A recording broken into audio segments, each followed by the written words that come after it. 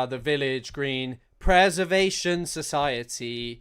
God save Donald Duck, vaudeville and variety. We are the Desperate Dan Appreciation Affiliate. I bet some of you are fucking loving that. Also, oh my god.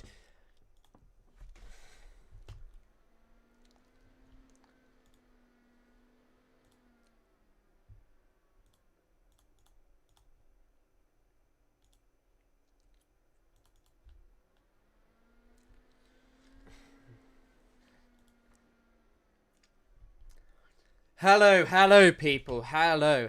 TikTok, I'm learning a lot.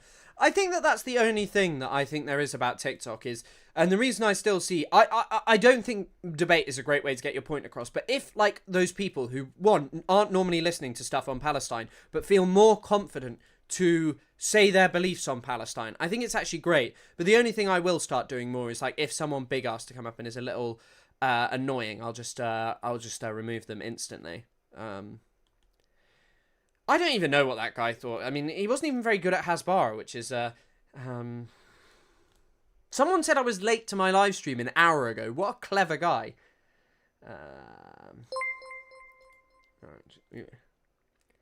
Please upload those debates. We would literally pay. Do you think I should... I mean, I need to speak to Sophie, but I think I might just do, I might actually, get her to edit stuff for me. And set up a clips channel, because I like the overzealots thing. I do still want to make videos, especially when I've worked so freaking hard on this one recently. But like, yeah, I mean, especially because you on TikTok live, some of you would never get to see this piece of art.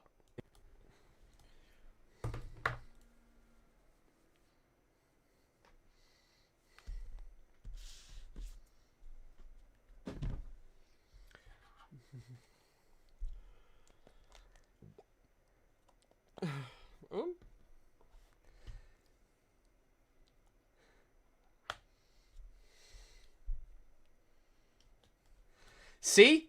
This is why we need the debates uploaded.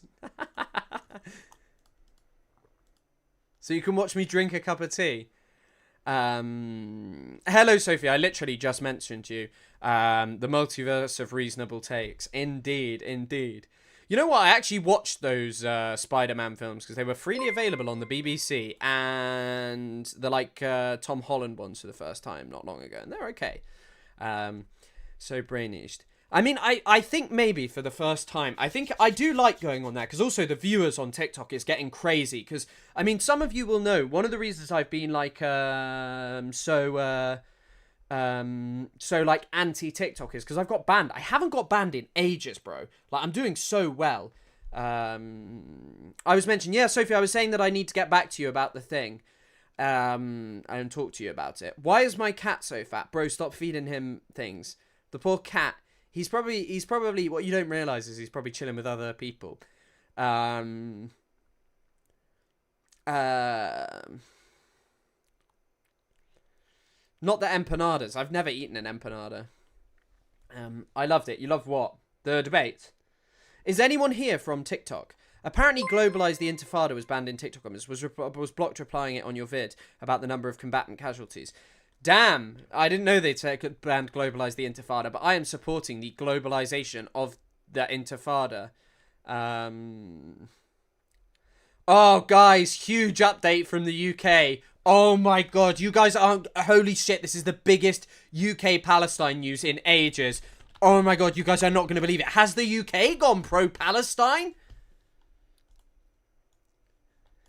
The confirmation of famine in Gaza is utterly horrifying and wholly preventable. The Israeli government's refusal to allow sufficient aid into Gaza has caused this man-made catastrophe. This is a moral outrage.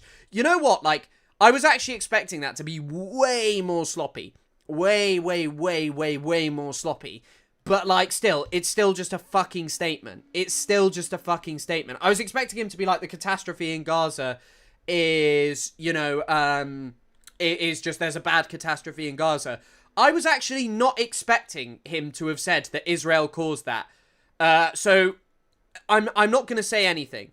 Yeah, can you make a video about Gaddafi? Maybe one day. I mean, I'm basically at the end of... I can show you the script. The script is long as fuck. But it's kind of about... why does the Middle East lack democracy, or how the UAE stole democracy in the region, and how the UAE is creating chaos in the Middle East and Africa. And then I have to use the Middle East, North Africa region, but I realise Middle East is just probably better to put in there. But I think I'm going to make it about democracy and then just talk about the UAE. I didn't see NPR's coverage. Is there a video or anything? Yeah, we need action too. Expel all Israeli ambassadors from every European country. Just do it. Expel them. Also, someone just mentioned, I didn't fucking know this, Israelis can get Schengen visas.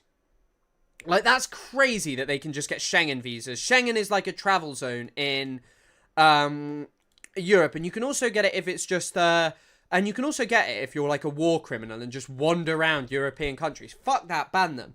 Have you ever watched The In-Betweeners? I have. I like The In-Betweeners.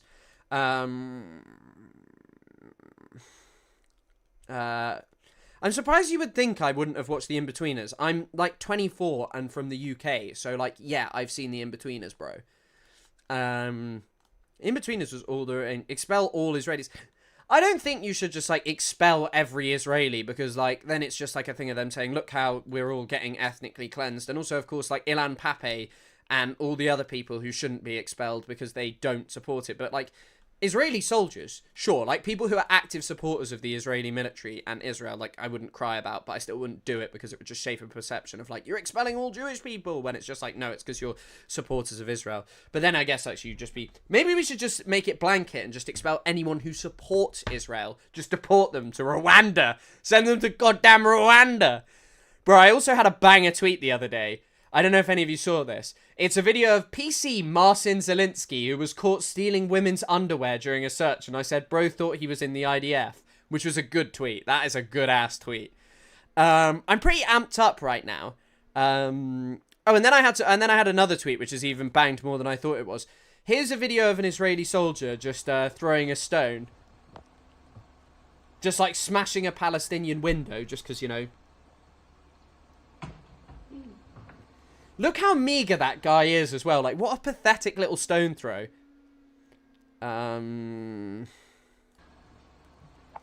You're a big fan from Haifa. Always loved it. I wish I could come to Haifa one day and visit it, but I don't think that's going to happen, sadly. What did Goop say? Not actually proud of being American, but we do eat burgers. Burgers! I love burgers. Yeah, and I mean, like, the UK government just banning fucking Palestine action is so fucking ridiculous, you know? And they're gonna have to arrest Sally Rooney, because Sally Rooney said, like, what did Sally Rooney say? Sally Rooney said she was gonna donate all her profits to fucking Palestine action. And she's like, I don't really know who Sally Rooney is beyond an author, but yeah, she was just talking about how she's gonna do that.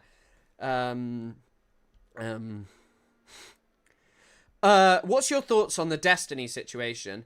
It's weird, bro. It's weird as fuck. Like, why would you, as like a grown man, like that age with a child, be talking about flying out 18-year-olds? Even if she was 18, I think he knew she was 17. I think that, like, I mean, I don't really like watching Bad Empanada videos, to be honest, on here, because, like, what the fuck is there to say about Bad Empanada videos? But maybe we should watch a Bad Empanada video for the first time.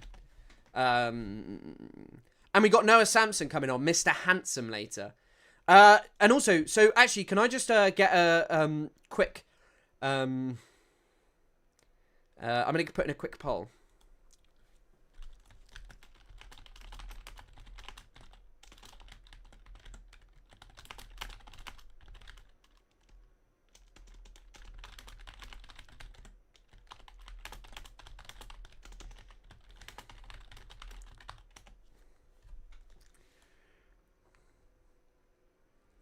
And also, Goop, thank you for becoming a member.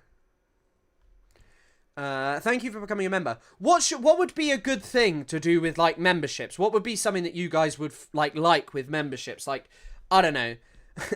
Members-only Minecraft stream. I feel like playing Minecraft is a terrible idea. Giving people the ability to make anything on Minecraft in any context is terrible.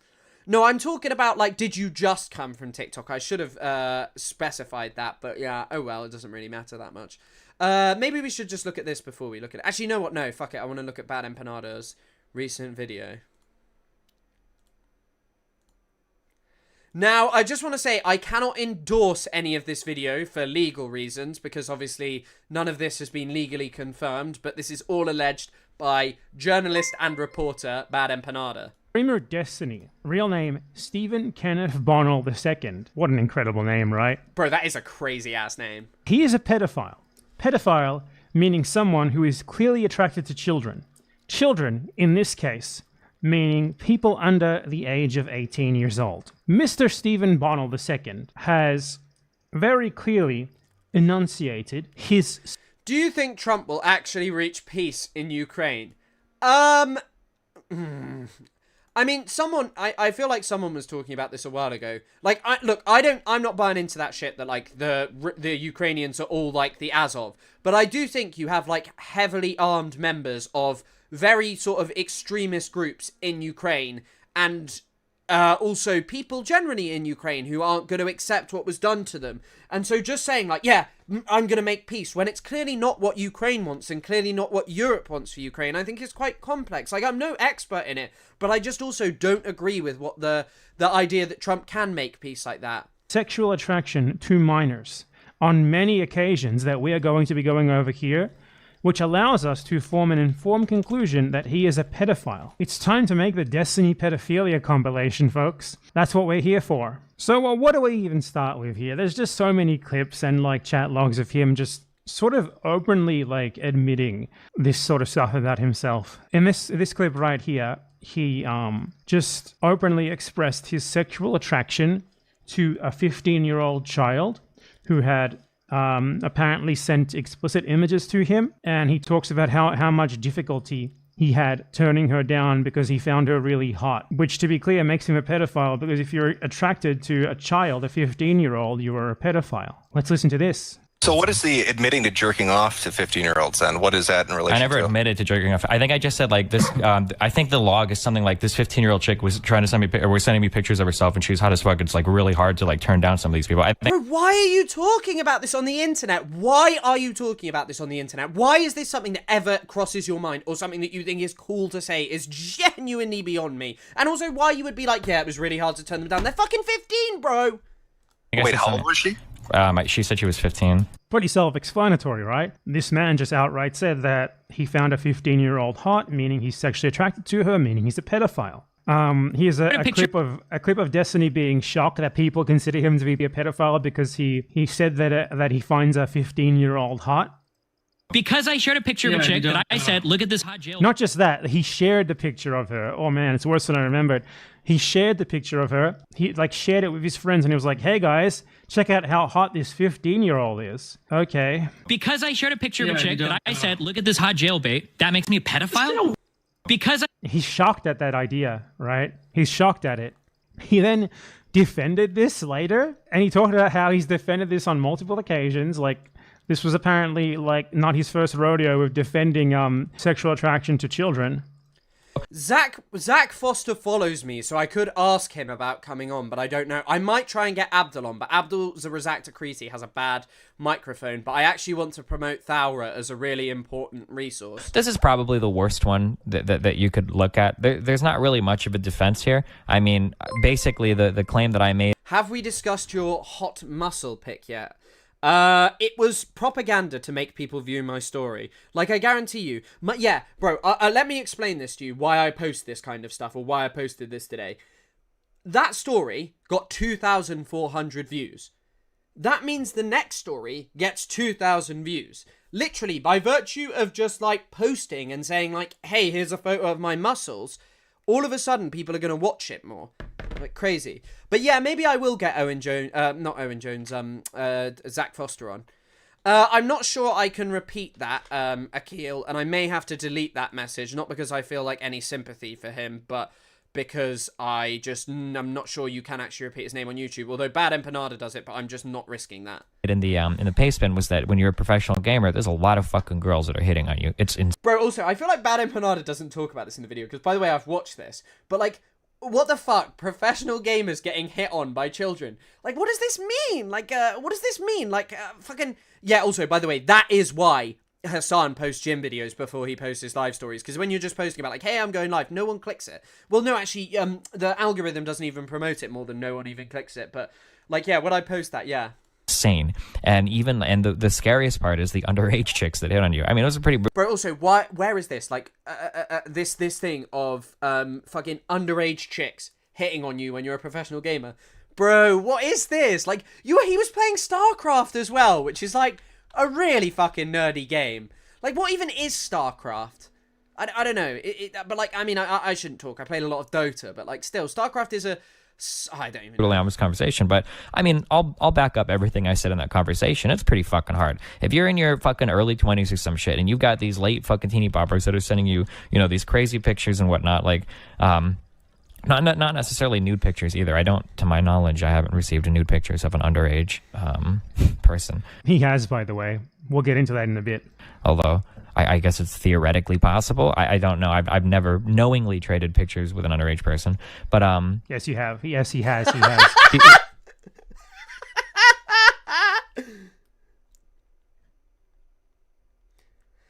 Jesus Christ. If you have like a relatively attractive 15, 16, 17-year-old and you're like in your early 20s, like, yeah, that can be a pretty mindfucky experience. I don't know, man. That sounds like you're a pedophile to me. So this is a chat log of Destiny, but like Destiny talking about looking at pictures of children and arguing that he's not a pedophile, he's an ephebophile. He said, to say that someone who's 30 and who sees a 14-year-old, he wrote that he liked a 14-year-old's what he called nice tits and ass. And he said that calling him a pedophile because of that means you have no idea what you're fucking talking about. I feel like these people just sort of say things. Like, that's just all they do. They just sort of say things. Muin Rabbani had a really fucking funny tweet about this. Don't look up pest touching Hassan chest. It's gross. What? What is pest? I'm not looking that up. But yeah, I mean, just, I feel like it's a weird thing to say because you're just like, but they're 15. Like, why would I be attracted to someone who is so fucking young? That's such an odd thing to say. Like, just that I have any attraction to anyone of that age. But Muin Rabbani had a really fucking funny tweet.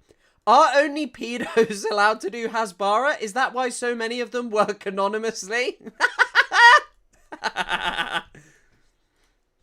A 14-year-old's, quote, nice tits and ass. That's what he said. Do you know the best place? There are multiple fundraisers in the Discord if you want to donate to any of them. But yeah, you can donate to anything in there if you fancy. Those are all put in by mods, so I assume that they're from people who, you know are there. Oh, also, there is a place, the Samir Project. If you want somewhere to donate to, you can donate to the Samir Project. That's what this man said about a 14-year-old. Now, here I originally thought this was a chat with a 19-year-old. This was actually a chat with a 17-year-old. So this is a chat with the person, Rose, who Destiny leaked all of that revenge porn that he took of people to, and Rose subsequently shared that revenge porn with many other people, and he shared all that revenge porn with Rose without the permission of any of the people who were in it. So this is a conversation that he had with her. She was 17 at the time, not 19. And he like talked about, sending her pictures of cum shots. And he asked his 17-year-old how she feels about age play stuff, meaning... I think even if you're talking about age play with a 19-year-old, with all of this stuff that's out there, that's fucked, bro. Like, I just feel like that's weird. What do you fucking mean, age play? Like, what even I mean, that's not something I've heard of, and it's not something I have any fucking interest in finding out any more about. No, thank you. I mean, it's very obvious what it fucking is, but, like, why are you doing this? This guy's also like, yeah, I love Israel. And, he's the guy who said... Like, I think that the craziest thing is that, like, when you actually put all of this, I knew Destiny was always like a perv, but when you put this in the context of the video of Destiny saying this... Here's the one piece of advice I'll give you, okay? If you're joining the IDF, okay? Leave your fucking cell phone at home and stop taking stupid fucking videos, okay? Because everybody's fucking you with them, okay? And if you see... If you see a soldier, okay, going through a fucking drawer, and listen, if you want to fucking wear a dress and you think it's funny, just don't fucking take a fucking video picture of it, okay? Jesus. Like, just violating Palestinian women, just like taking their clothing, going through their underwear. Do it, but don't take your cell phone, bro! Pretending. I make it a habit to go through the donation channel after I get my paycheck. Highly recommend it for everyone who can afford it. Indeed, indeed. I mean, also, I don't know if the Samir Project is in there, but the Samir Project is heavily supported by someone I know. And the Samir Project does do great work.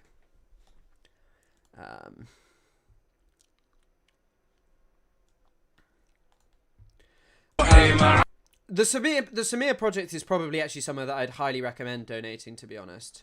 They just set up camps in Gaza that like provide food, and they're talking about here how there's because they have the money and the capacity. I suppose if you can buy a large amount of food, you can distribute it. To be even younger than she already was for his sexual gratification.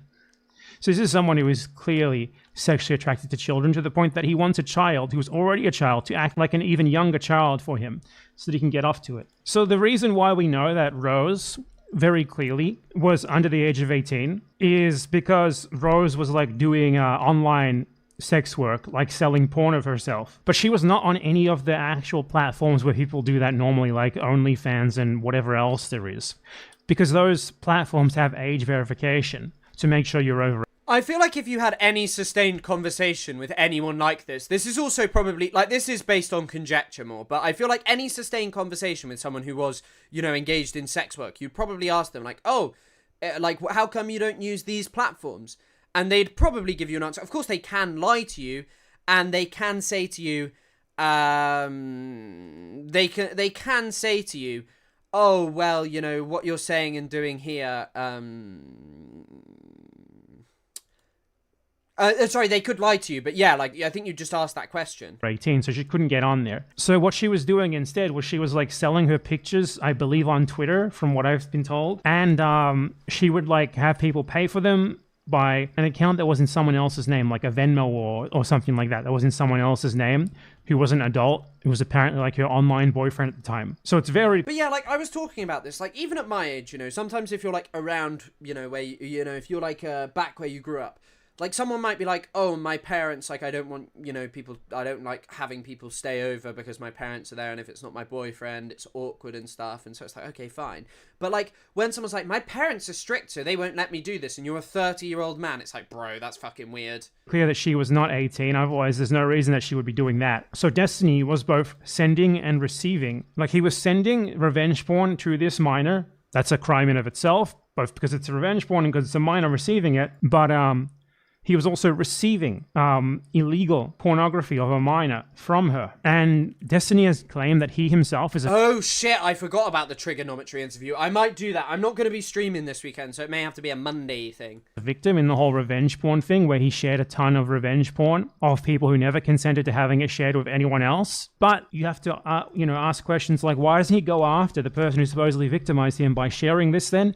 And the reason for that is because it would reveal that she was 17 years old, and he would be in a whole lot more trouble than he's already in legally regarding... By the way, also, Lonabox's ex-girlfriend, or like a Destiny Orbiter lady, like the stream. Thank you, Ren, for the incredibly kind donation, and for also the... someone told me that I should not engage in self-promotion, like yesterday, and I was like, okay, but like, I'm just saying like the stream, and it's become a bit of a meme because it's quite funny. But Lonabox's ex-girlfriend said he knew, and then also, oh, the amount of things I wish I could tell everyone right now. I genuinely, Destiny might be in like very serious legal trouble, but it wouldn't surprise me if he got away with it, because people do get away with this kind of stupid shit all the time. Or this gross, Comrade Jev. Disgusting shit that he did. So there's that too. You can see here Destiny sharing pictures of a fifth...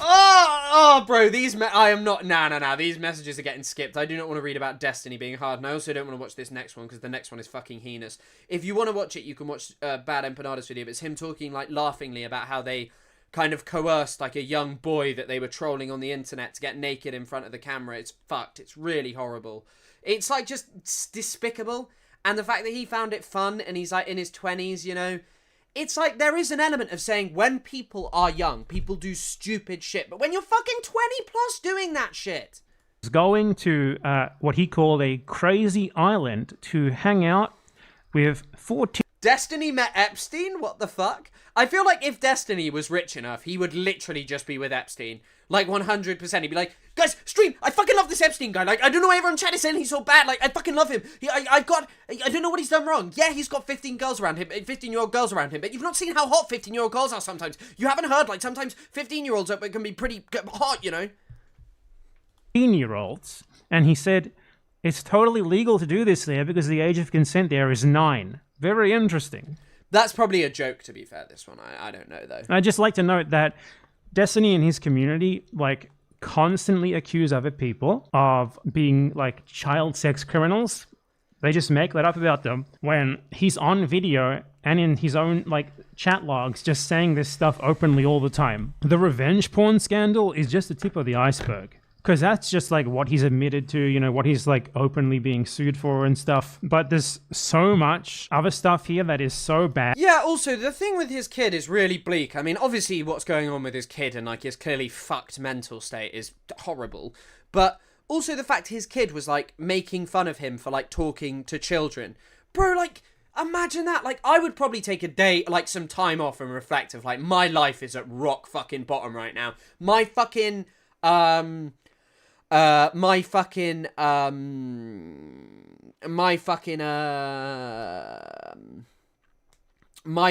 you know, kid is calling me a pedophile. He's talking about, like, how he's, you know, miserable, how much, like, of a shitty father I've been. Damn, maybe I should take some time to, check out, you know. Dina got a membership, nice. Shout out, Kevin for the gifted membership. But, like, I'd just probably be fucking sad that day, you know.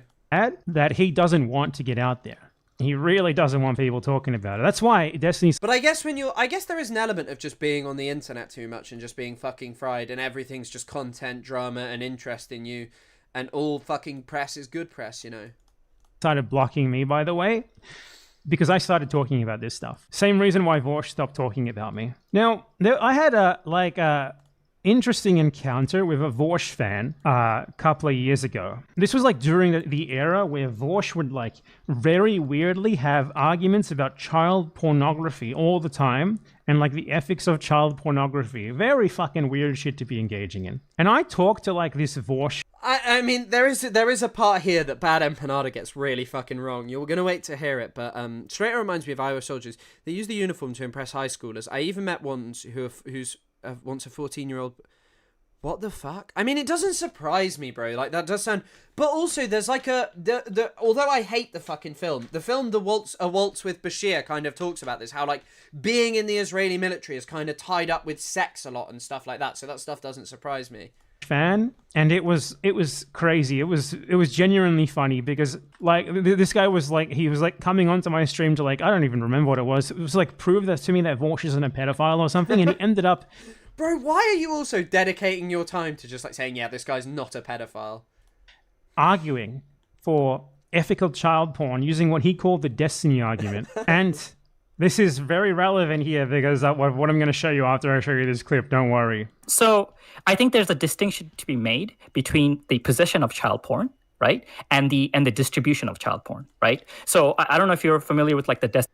I feel like when you're talking about the possession of drugs and distribution, I think, yes, there is a distinction to be made. But on this kind of stuff, I don't think there's much of a distinction to be made because I feel like this kind of stuff always is like a precursor for other heinous actions and just, yeah. Destiny's argument, right? This is the Destiny's argument. I love the way he says that. It's like, are you familiar with Occam's razor? But the Destiny's argument. For them, this is like a named like rhetorical tool. Or like argumentative tool or whatever the fuck you call it, sort of thing. Like the Destiny's argument. What a moment in internet history this was. Kind of goes into the branching of the I would prefer it if you would cite non-streamers when like the Destiny's argument. That is a really funny phrase. What is this, like Occam's razor but for the modern era? I cited streamers because the Destiny's argument. I think we would know both examples, right? Like because they're both public figures. But if you don't want me to, I can repeat that argument, right? Has Destiny So- also argued against child porn being illegal? That would be really funny. No. So the problem, right, is that there's a distinction to be made between the possession and the distribution of child porn, right? So in philosophy, we can In philosophy, is this really what philosophers do? They just sit around. This guy is a fucking moron. Bad Empanada is so stupid. Yes, philosophers do sit around moralizing. What do you think French people were up to in the 60s? Bro knows nothing about philosophy. Talking about like legal child porn all day. What was the Destiny's argument? I think I vaguely remember it. Here was Destiny's argument. Okay. So this is the hypothetical Destiny's argument. This is not hypothetical. I'm talking about real listen things. to me. Listen to me. Just listen. You don't listen, okay? So Oh my God. let's say that we get Bro, all of these debate perverts are the same. They're like, you don't listen, you're shouting. And then when they shout, when they don't listen, when they're the ones who actually just speak over you and do the exact things that they accuse you of, you have to listen. permission from adults who had child porn made of them in the 80s or whatever, right? And then with their permission, This is the funniest thing I've ever said. They're not giving permission. we made like we used like old. Hold on. Well, let's say that they did. You right? This is a can't hypothetical, right? you Let's say can't that sign they a did. contract Can 30 I years just later that finish? says, Can I just finish? this was all okay. Let me just finish. Okay. Let me just Consensual finish, and child then you can pornography. You're respond. trying to make Okay. This is ridiculous. This is the dumbest thing I've ever heard in my. So that's the Destiny's argument. Like, what if, say, someone made child sexual abuse material of you, and then 30 years later you signed a waiver that like retroactively made it okay? That's the Destiny's argument. I mean, I'm always shouting, bro. I think it's just the noise of my thing, so yeah. And now they call this And also, I do feel very passionately about these things. Get Owen Jones on stream. I don't think Owen Jones would come on. He follows me on Twitter, but beyond that, I don't think he's too interested. ethical child porn, right? In Destiny's community, this is known as ethical child porn. And Destiny's community is now full of people who cite this argument as proof that child porn can supposedly be ethical. Like, this is just a short selection of screenshots of people referencing Destiny's ethical child porn argument in his Discord server. Oh my God, I've totally forgot about the rest of these images here. This is a deleted video from Destiny's channel where he talks with all the greatest people, like Infrared has, Brittany Venti, I don't know who that is, but I hope that they argued against this. Lauren Southern, Stardust, that's the oh my God person, about ethical CP. This is an archive of that. For warning, that was my Discord going off. That was Noah saying he's going to come on. Amazing, right? Here is Destiny, a screen cap from Destiny's stream where he created an illustrative image of the potential Goldilocks zone that could possibly create ethical child porn. Here is Vorsh stating his approval of this argument. This is where Vorsh got his start from Destiny's Discord, where he... So weird. Like, why are you just like, oh, the opinion on child pornography is correct? Bro, like, what are you talking about? Like, no. had riveting discussions with Destiny and his other Destiny fans about Destiny's position Thank you, Coffee Lover. Unfortunately, you can't stick around. But yeah, I do tend to agree with you. Destiny is a dork. on CP, as shown here. So, the streamer Destiny, real name Stephen Kenneth Mongol II, is pretty unambiguously a pedophile. It's just totally obvious. The evidence is very clear. He is sexually attracted to minors as young as 14 from just the evidence that we went over, possibly even younger. Well, thank you, Bad Empanada. I hope you wouldn't have minded me watching that. But, yeah, I mean... But, actually, something lighter before we have Noah on shortly. I just want to play a little nice video that I just saw.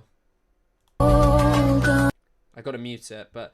It's just Palestinians, children in Gaza, who've turned the airdrop thing into a, like a parachute, you know, the kind you had when you were a kid. So that's a nice little story, a nice little bit of something at least enjoyable. And also Palestinian resistance, you know. Palestinian resistance in the faith of the death drive, in the face of the Zionist killing machine. That's what this is, and it's beautiful to see. Genuinely. Lovely. Do you think I should put Ethan Klein in the title so more people watch to see me and Noah? But then again, I don't think it matters. I think a decent amount of people will be watching it.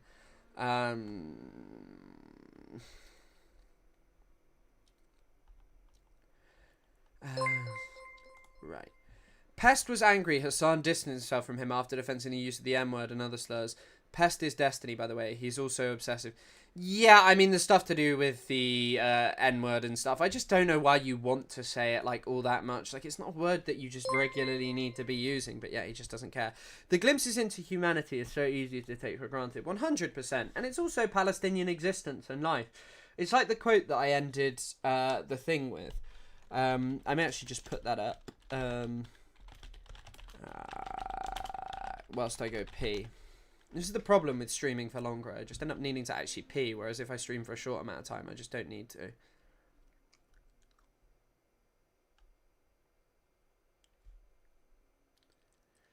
This is Ugly Enjoyment by... oh no, I don't want to move that. By Nadia Bouali, who works at the American University of Beirut. Right, I'm just going to go pee really quickly. I'll just put on some music.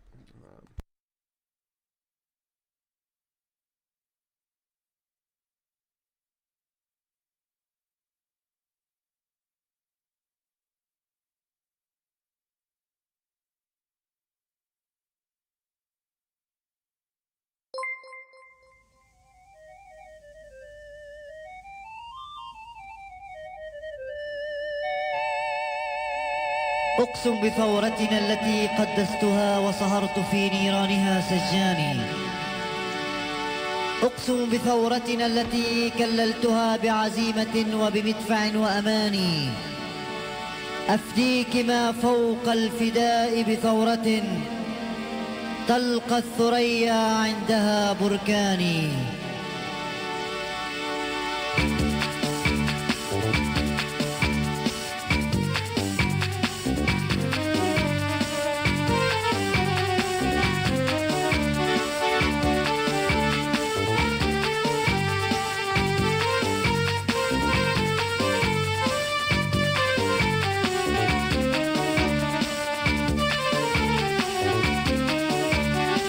فلسطيني ثورتنا فلسطيني جبهتنا وطني جبهتنا وطني أرض فلسطيني أرض فلسطيني ضد القوى الرجعي ضد القوى الرجعي. ثورة فلسطيني ثورتنا فلسطيني جبهتنا وطني جبهتنا وطني أرض فلسطيني أرض فلسطيني ضد القوى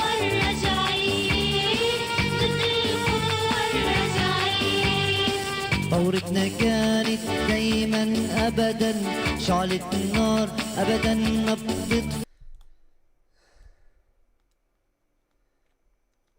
Right, I have returned. And I'm unmuted already.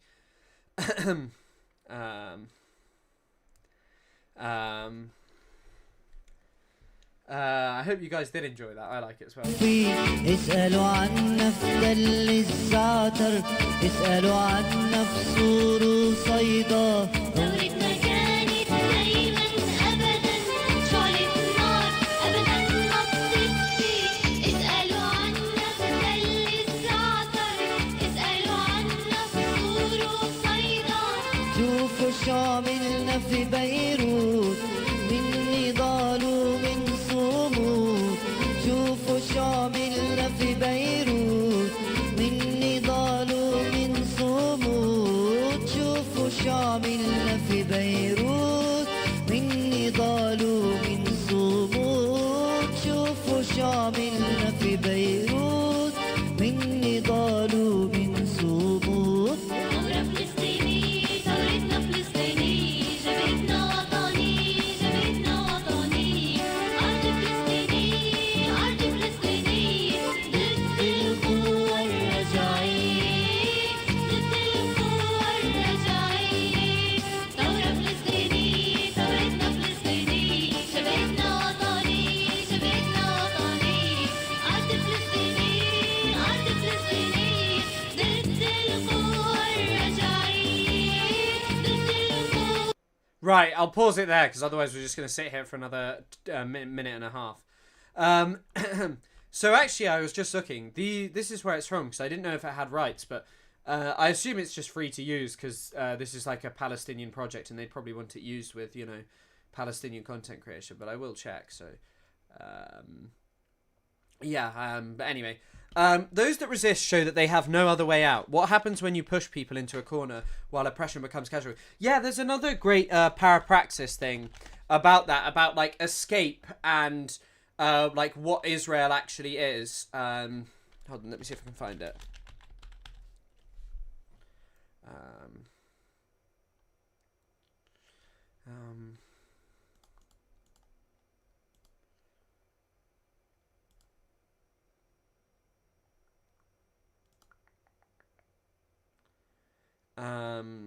It's really good. It's called Fugitive Solidarity. It's really, really good paper. It's not even a paper. Brilliant stuff, though. I mean, Destiny is an insane dork. Probably scalps Pokemon cards and sells them to little kids for hundreds of dollars. Bro, I wouldn't even make jokes like that. Destiny needs to be cautious around those young youths.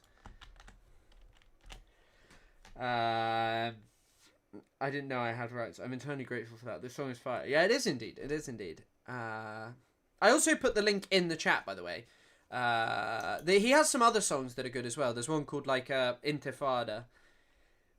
And there are a couple of other really good ones.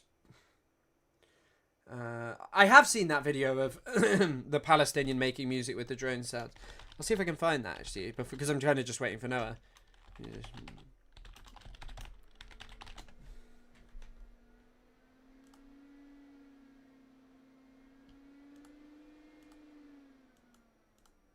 شيل يا جمالي شيل يا حوطك بالله دم الشهيد مع Let me see if I... Oh Juwan, how are you? I miss you. Oh Juwan, how are you? I miss you a lot, really. Today there's a lot of drones. I'm gonna sing a song today with drones. شيل شيل يا جمالي شيل يا حوطك بالله دم الشهيد معطر بالهيل هيل يا ليلو ويل ويل عالظالمي ويل ويل من الله لا أسهر على نجوم الليل أنا ناديله شيل شيل يا جمالي شيل يا حوطك بالله دم الشهيد معطر بالهيل هيل يا ليلو ويل ويل عالظالمي ويل ويل من الله لا أسهر على نجوم الليل أنا ناديله شيل شيل يا جمالي شيل يا حوطك بالله دم الشهيد معطر بالليل يا ليل ويل ويل عالظالمي ويل ويل من الله لا أسهر على نجوم الليل أنا ناديله شيل شيل يا جمالي شيل يا حوطك بالله دم الشهيد معطر بالليل يا ليل ويل ويل عالظالمي ويل ويل من الله لا أسهر على نجوم الليل أنا ناديله. Yeah, and I just like, the whole time I'm listening to that, I'm just sat there like, God, Palestinians just like finding life amongst death. It is just truly unbelievable. And I know I left this up whilst I was away, but this is just, you know, I love this bit. I have a reason to live that you do not know. I don't have a justification. I have no recourse in your normative reckonings with rules and laws. I have no recourse for your theories of justification. Yet I am not your irrational form of enjoyment that partakes in the destruction of living. I am a negative value, a pathology that faces you with the very question of what it means to be alive. I just compare that to like Israeli soldiers who are like, I'm crushing Palestinians with my bulldozer, and I just like, bro, fuck Israel. Like, fuck Israel so fucking hard. Hello, everyone. I'm...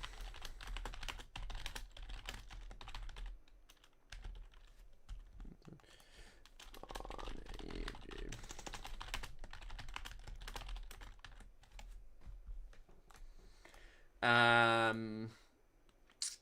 Right. Must be absolutely wild to be a child in Gaza and hearing professional production like that. And your voice, I know, plugging into an amp. I can imagine. Yeah. I mean, yeah, fuck Israel forever, indeed. I mean, I wanted to let you guys know, like, I posted something on Twitter that I thought was pretty brave last night.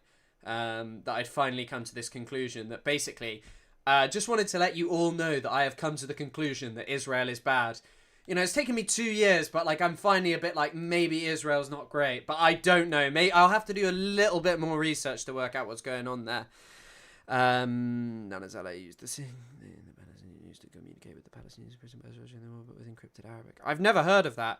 I mean, it sounds really interesting. I also need to move the chat and also minimize it in a bit.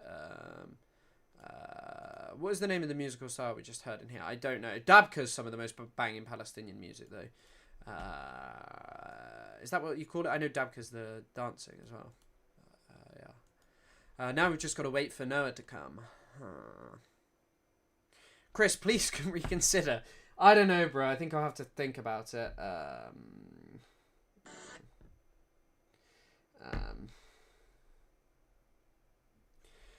Okay, right, no, I think we'll be here. So, right, I've just got to avoid you all again. Sorry. And then I need to... My camera's getting deactivated, so stop crying when it all becomes a void. No, actually, no.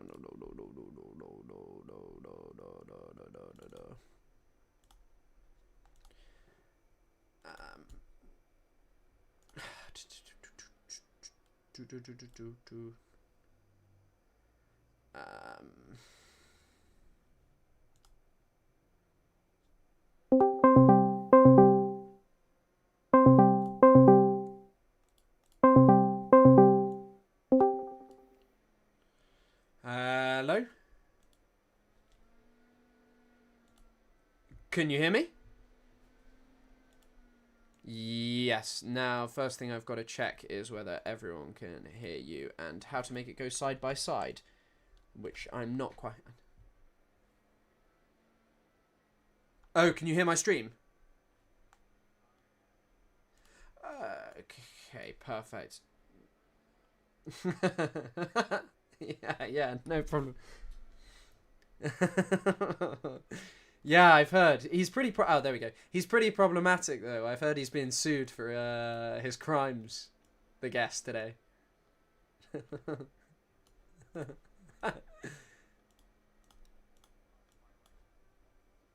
What did you get cancelled for?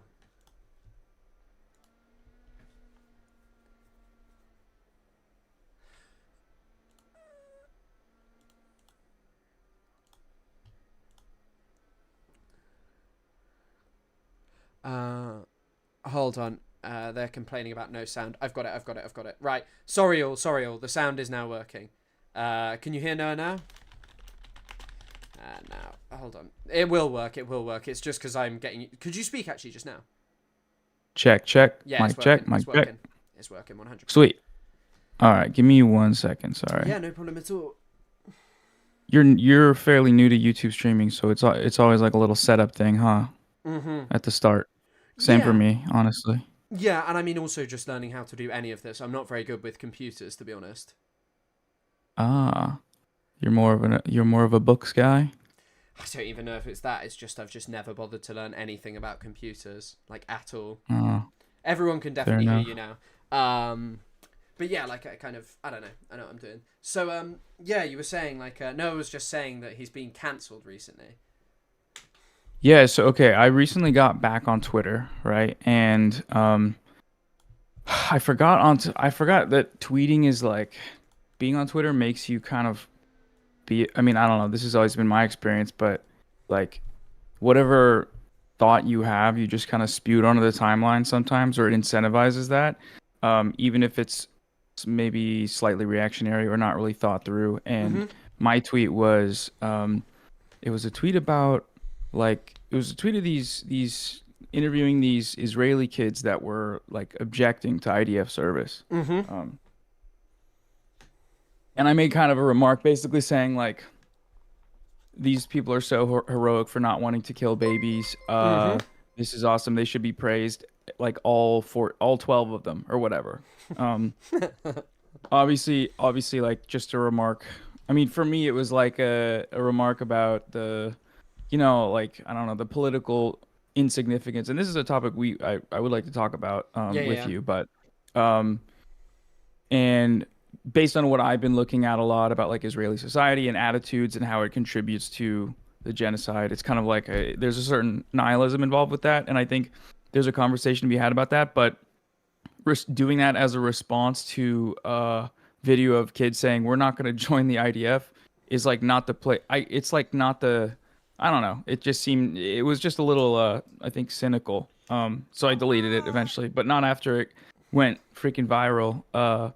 And a bunch of people got mad at me, and rightfully so. I think I was thinking about it, and I was like, yeah, I mean, whatever point I was trying to make there clearly didn't get across to people. Even though a lot of the people dunking on me were libs, there were also people whose opinion I was kind of taking into account.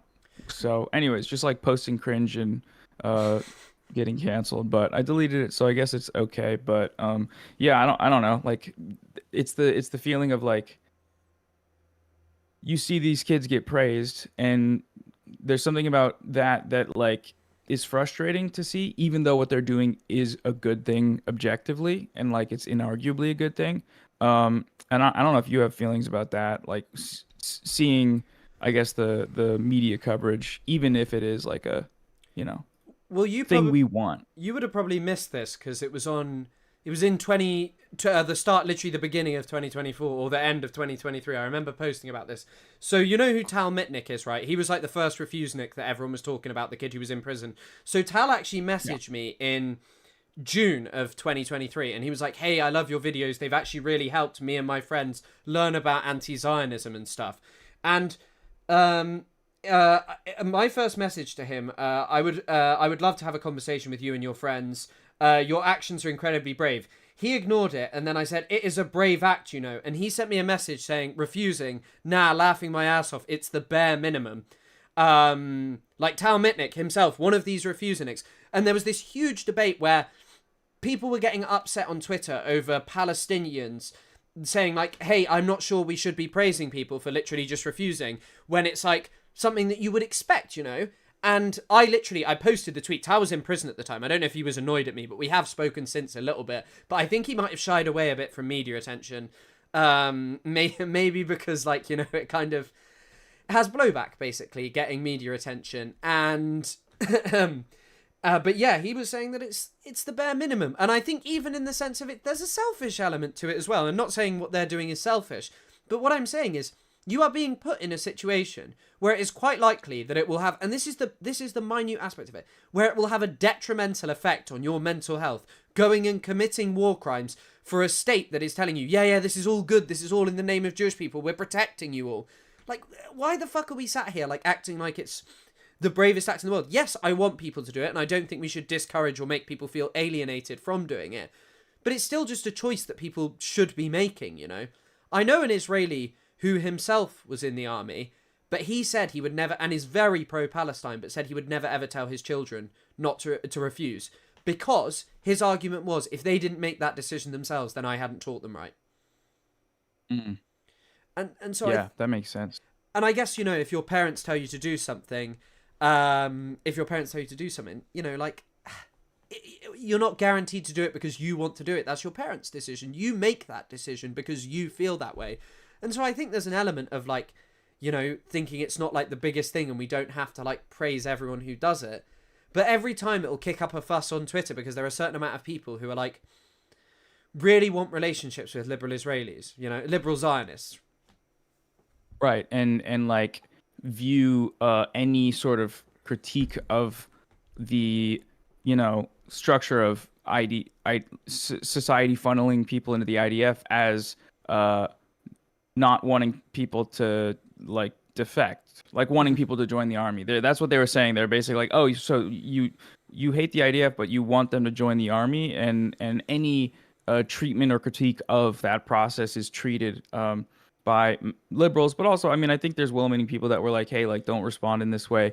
But that's interesting. You say that they themselves recognize that it's the bare minimum, and I guess my thinking was that the focus, rather than praising, pointing out that it's a positive thing, but then turning it on its head to say shaming being in the IDF and supporting that, or I don't know, you see videos of people interacting with Israelis and IDF soldiers while they're abroad and stuff, and that kind of treatment is becoming more normalized, and that's a good thing. And I think probably a lot of these kids, I don't know how many kids there are at this point. I made in the tweet I said 12, and I was kind of like being hyperbolic, but then I saw somebody responded with an article saying that there was at one point like 12, because there was one kid at one point. Like the number has climbed very slowly. But yeah, I don't know. It's just a weird thing where people, like liberals, want to stick up for Israelis and Israeli society well beyond anything that, I mean, anyone with a conscience in that society, the few people that there are at this time, are willing to do, which is interesting. I mean, it's interesting you talk to that kid, because yeah, that's like I don't know. It's always a big discourse, unfortunately. Well, and that was my canceling. It also looks like, to be honest, I think one of the things that I once said to actually to Ilan Pappet, I was like, isn't living in Israel just like a ridiculously schizophrenic experience? Because like, you know how bad it is, because Ilan does live there. You know how bad it is. Like, how do you deal with the fact that most people around you are like full throttle supporters of genocide, and full, not even just the Gaza genocide, full throttle supporters of like what Zionism is as a project, when you know that there is no way to redeem it, that as a project it has to be de-Zionized, and anything that exists there has to be a state that does not serve one nationality, because the whole point is having something that's better, so we never end up with something like that again. And he just said he spends most of his time with Palestinians who live inside Israel, so that was his answer. And that mostly he's ended up cutting ties. But of course, like I guess one of the things that also is not worth discounting is the familial element that is a problem for like some Jewish people who I think would be more vocal if they could be. And probably the same goes for Israelis. But like you kind of end up in this situation where, you could lose family members, or like any family event that you had would be soured and you wouldn't be able to go because they'd be like, why did you refuse? And Israeli society is so fucking militaristic. I remember there was an old clip of Hila where she was like, it doesn't give you any military advantage being any advantage. But it's like, I mean, you know about this, right? Like, Google is like always recruiting Israeli startups that normally come from being fucking involved with, fucking like just military intelligence. And then you go on to make some kind of like, wow, we've made some amazing software that like Waze. Waze is like some mapping software that no doubt comes from expertise in mapping Palestinian land. And so it's just ridiculous as a whole. Like, I think I just don't have a problem with people's discourse on this kind of stuff. And I feel like policing it all the time is just kind of ridiculous, if you know what I mean. Like policing what you said, if you get what I'm saying. Yeah, I like that, turning it on its head and saying the advantages of not joining in on a genocide are probably palpable, and the advantages you get from joining the military in comparison are like, there's obviously incentives financially that you're going to be leaving on the table, but it's like, I mean, that's the price of not wanting to commit a genocide. And the way these kids speak about their society is more in line with like your and I sentiment, which is fuck that. Like, I'm not trying to be around these people. They're insane. And I guess the more we shame the idea that we should be accommodating to a society that treats people this way, I don't know, that's one way the process can be facilitated of like, I don't know, exposing the world. That's the entirety of the focus of the last couple of years has been like, look at this shit that's happening there right now. Isn't this crazy? Even if there's no commentary added to it, it's like, these are real people doing this stuff right now while the genocide goes on, cheering it on, acting insane, posting it publicly, though. It's not like behind the scenes. It's like, this is normal in society, and that's a sign, of a fucked up society, right? And I don't know, just continuing to highlight that, I guess, is the thing. So that makes me feel better. I think I'll tweet it again and get canceled again. Which should be perfect. I think the other thing that interests me about those younger Israelis is, one of the other problems is, and this is the general problem with someone who's like a liberal Zionist, it's that they see Zionism as like events, not a structure. They'll see like a bad event and be like, I condemn that bad event, but they don't see the whole project as the problem. And that is literally the fundamental thing of like most of the, like the settler colonial narrative that has taken over with Palestine. Like, people seeing it as a structure, and when you look at society being racist, if you're so fucking like highly militarized and stuff, what do you expect? Like, and dispelling that is a good thing, and dispelling the fact that like participation in that is normal, and that not participating in it is some kind of like unbelievably heroic act, when people who actually recognize, hey, this structure is the problem, are also, you know, are people. They're like, they are people who are just doing the right thing, doing the moral thing. And yes, there's financial benefits. There are difficulties that also come with not doing it. But at the same time, there are benefits from not doing it, in the sense of a selfish aspect of like, you know, and I don't mean selfish to say like these people are doing it for selfish reasons, but like not, and of course going to jail is not something pleasant for fucking anyone. And in my understanding, apart from Palestinians, they really do treat refuseniks like shit. Tal Mitnick said he wasn't allowed a pen, I think. But like, I think that the thing is that, yeah, it kind of just comes down to that. Like, I don't think someone put it in the chat quite well. You shouldn't put people on a pedestal for doing it, but like at the same time, you shouldn't like you know, just be like hateful towards them, which I think sometimes people are a bit. But if they've abandoned Zionism, who fucking cares? Like, I just abandoned Zionism. That's the thing. Like, I highly doubt. I would venture to say that I'm certain that there was no Israeli kids that were thinking of defecting or thinking of refusing service, and then they saw my tweet and then decided to join. Like, that's not how that works. But that's the assumption people are making, is like, we need to coddle the feelings of these kids because you're alienating from them from the left. It's like the same discourse about like alienating young white men, so we have to cater our language to the point where we're just being racist. But at the same time, ultimately, like, the reason I deleted it was because, yeah, responding with the I guess the more cynical response without explaining it, I think can be generally unhelpful. And a lot of people, you know, Twitter is kind of up to interpretation in a sense. Like, I don't know, 30,000 people liked it, and of those 30,000, I don't know what percent are on board with the critique of the, you know, political insignificance of that action within Israeli society, as well as the, you know, bare minimum morality, and what percent are just like, fuck these kids, fuck you, like, just not even really engaged with it. So I don't know, it's kind of more of like a online communication problem, which, I don't know, getting back on Twitter, like, I don't know, I've had Blue Sky for a bit, but it's kind of dead on there, and then I get back on here and I immediately can, you know, interact with like Destiny or something. I'm like, oh, this is actually really fun, but it's a double-edged sword, because now I have, you know, Destiny fans yelling at me all day, and I have to read that and think about it, and sometimes take time to respond, and that's not. Yeah, I don't know, it's not good. 100%. I mean, like, I've had basically no interaction with that community generally. Like, I have Lonerbox fans who still message me on TikTok, like, actually quite a fucking lot. I think there's a big crossover between, surprisingly, some of the most extreme, well, unsurprisingly, some of the most extremist people on TikTok, and also Lonerbox's fandom. There's actually a character who I don't know if you'd have ever heard of. Her name is That Opinionated Girl. And she is like really fucking extreme. Like, she is someone who has spoken like about how there are no innocents in Gaza and stuff, and she's also somehow like part of Lonerbox's community, or like friends with Lonerbox and stuff. But yeah, like, I mean, I think that Twitter has its advantages, but it also has its negatives, and I think that like I think the main problem is that like it's not a place for nuanced discussion in the same way that TikTok is not. And so I guess that's kind of what you're talking about with your tweet. You know, you end up with a lot of people who are just like, fuck Israelis.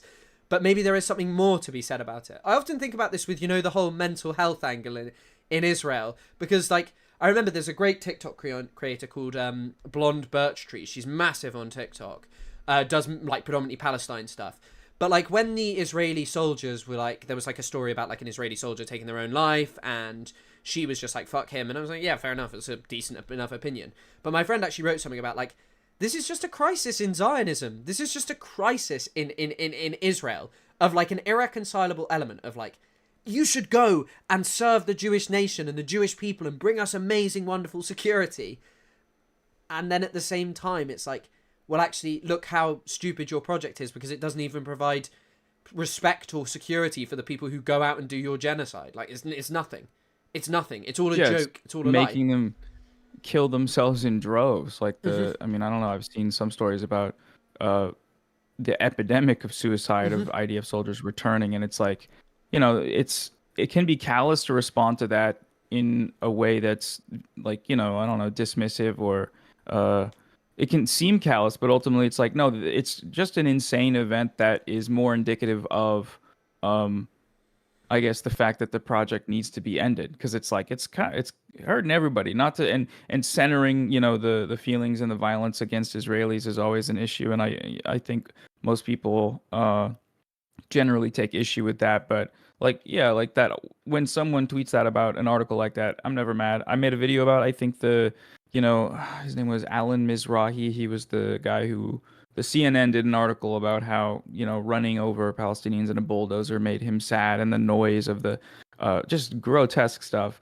and centering his like whims. And then I think they like interviewed his sister, and she said some crazy shit. It was just a mess, right?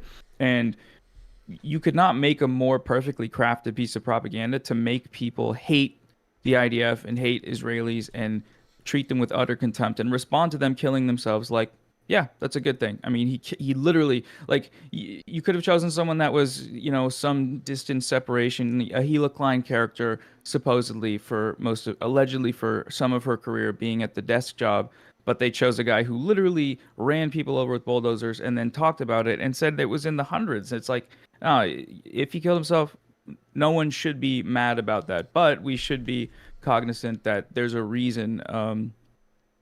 I guess it is insane to think that a project you are dedicating yourself to is so fucked up and makes you act in such a dehumanizing way that it makes you, I guess, lose your humanity and then end your life. That's just a crazy thing, regardless of who it is that's doing that, right? Well, I mean, Sky News ran the exact same article. I'm pretty confident it was on that exact guy, and they were like, he used to post TikToks of his time in Gaza, and they just showed his TikToks without comment, and it was just like him like tearing down Palestinian homes to just like music, and it's just like selfies with the bulldozer, like from within the bulldozer. And it's insane. Like, it's crazy that they don't even bother to make a commentary, and like in one of those articles include something like saying, this is an increasing epidemic because of like Israel being this way. My friend wrote about this, and he talked about like domestic violence and how Israel has quite a high rate of that. And actually in the thing, his mother said, oh, he became a bad father. And you wonder what she means by a bad father. Like, what was he? Did he become abusive after Gaza? But there is where the kernel of something that also matters, beyond like not being like, oh my god, these poor Israelis, but saying like, look at what this does to you. Look at what this does to your society. It's tearing apart families. And in the name of what? Like ethnic cleansing that won't even sate your project, because it's all paper. I mean, you've researched this, and you've researched like Israel. The more you research it, the more like riven you realize it is inside. That there are just like huge rifts in Israel. That it's based on the idea that all Jewish people from all around the world are just all the same. And it's like, no, they're not. These are people from disparate places who have internal racisms and internal antagonisms. And it's papered over by, let's all unite with hating Palestinians. But get rid of them, what's left? Nothing. Right. Exactly. Yeah. I've seen that you were saying that one of your recent videos, which I actually haven't spoken about the sort of story, was not doing well, just because, I can tell why. But it's a crazy story. Do you want to kind of like talk about that a bit? Yeah, the Tom Alexandrovich, the Israeli, he's a cybersecurity head of an agency that works directly underneath Netanyahu. And yeah, he's the guy who got caught sexting and then going to meet up with a 15-year-old in Las Vegas in a sting operation. And then he was arrested and booked. And then he, 2 days later, was released and flew back to Israel, just like he's out of there. So yeah, the pedophile fleeing to Israel under the supervision, or at least, the federal authorities were a part of the investigation process, and he was in contact with police in Israel and Israeli, I guess, delegates in the U.S. So it was all overseen with, I guess, federal oversight on top of the local authorities that like conducted the operation. But yeah, it's a pretty crazy story. It's still breaking, I think. So there's still, like, yesterday there was an update from the local, I guess, a law firm or some lawyers talking about the way that in Nevada specifically, the bail system has problems to the point where a lot of the claims being made are potentially overstated in terms of, like, I don't know, it's see people make the claim that basically like the U.S. government extradited this guy under direct protection and they oversaw it. That's kind of what happened, but also it's being overplayed to the point where, I don't know, people can latch onto it and claim it as misinformation. Like, I don't know, there's times where data has been misinterpreted. This is a common thing where, like, I don't know, the supposed Harvard study that said there was a death toll of like 400,000, which is probably true, but the story got spread far and wide. But it was a misinterpretation of the data that the author itself was like, this is not true, and people had to issue retractions. But by then, the Hasbro machine picks it up and says they're lying about the death toll. See, demonstrably the guy debunked it, and then it's like a counter narrative. So that's what I'm a little worried about with this story, because people are kind of jumping on it, and myself included. I initially was like, oh yeah, like there's a lot of journalists I respect that are looking at this and saying this could be a huge thing, and it is a huge thing. And that's the second step, is where I take issue with. But it really could be a huge thing. We don't know the exact details, and specifically the I guess the what is it, the federal prosecutor in Las Vegas that was appointed by Trump, Sigal Chattah. I don't know if you've seen this lady, but she is the person who, were it to be investigated federally, she would oversee that. Their office left it to the local authorities, and she's like a crazy. She was born in Israel. She's like a super right-wing, super racist, tweeting about Palestinians being terrorists and tweeting about leveling Gaza, all the markers of like just an extreme Zionist, or just a Zionist, I guess. And then she very clearly seemed to like distance herself from it, or just like let it go, and then turned around and went on the attack and said it was actually like the liberals that facilitated this pedophile fleeing the states. And I don't know, we don't know the full story, but it is pretty crazy. It has the potential to be a big deal if they can find more evidence that he got special treatment. And the evidence right now shows that all of the other, there was 8 people that were booked in the sting operation. 7 of them, some of them were posted bail. A couple of them were still in custody. And then he's the only one that was not given a criminal complaint filing, which means that any potential, like, I guess, restrictions on flight that were to be applied to someone that posts bail can't be applied if they haven't had a criminal complaint filed against them. So he didn't even have to see a judge. He just posted bail and then dipped. Everybody else did see a judge, or is going to see a judge in the near future, and has had a criminal complaint filed. So that's the big piece of evidence that's like, why did that happen? Why did he seem to get special treatment? Well, especially directly communicating with Israeli authorities and the FBI and Homeland Security. They were a part of the interview that he was having, and they were updating the police in Israel in real time. So crazy story. I covered it, and the video got the lowest views I've ever gotten in a video by a lot. I guess not ever, but in the last 4 years. It's a 10 of 10, which means out of the previous, for anyone in the, I know you know this, anyone in the audience, a 10 of 10 means that of the last 10 videos, the views in the same amount of time is ranked, out of 10, it's 10 of 10. So it just completely died in the algorithm, and it was monetized too, even after clearing review, which if it clears review from a human reviewer, that usually it doesn't get demonetized after that. It's pretty rare for that to happen.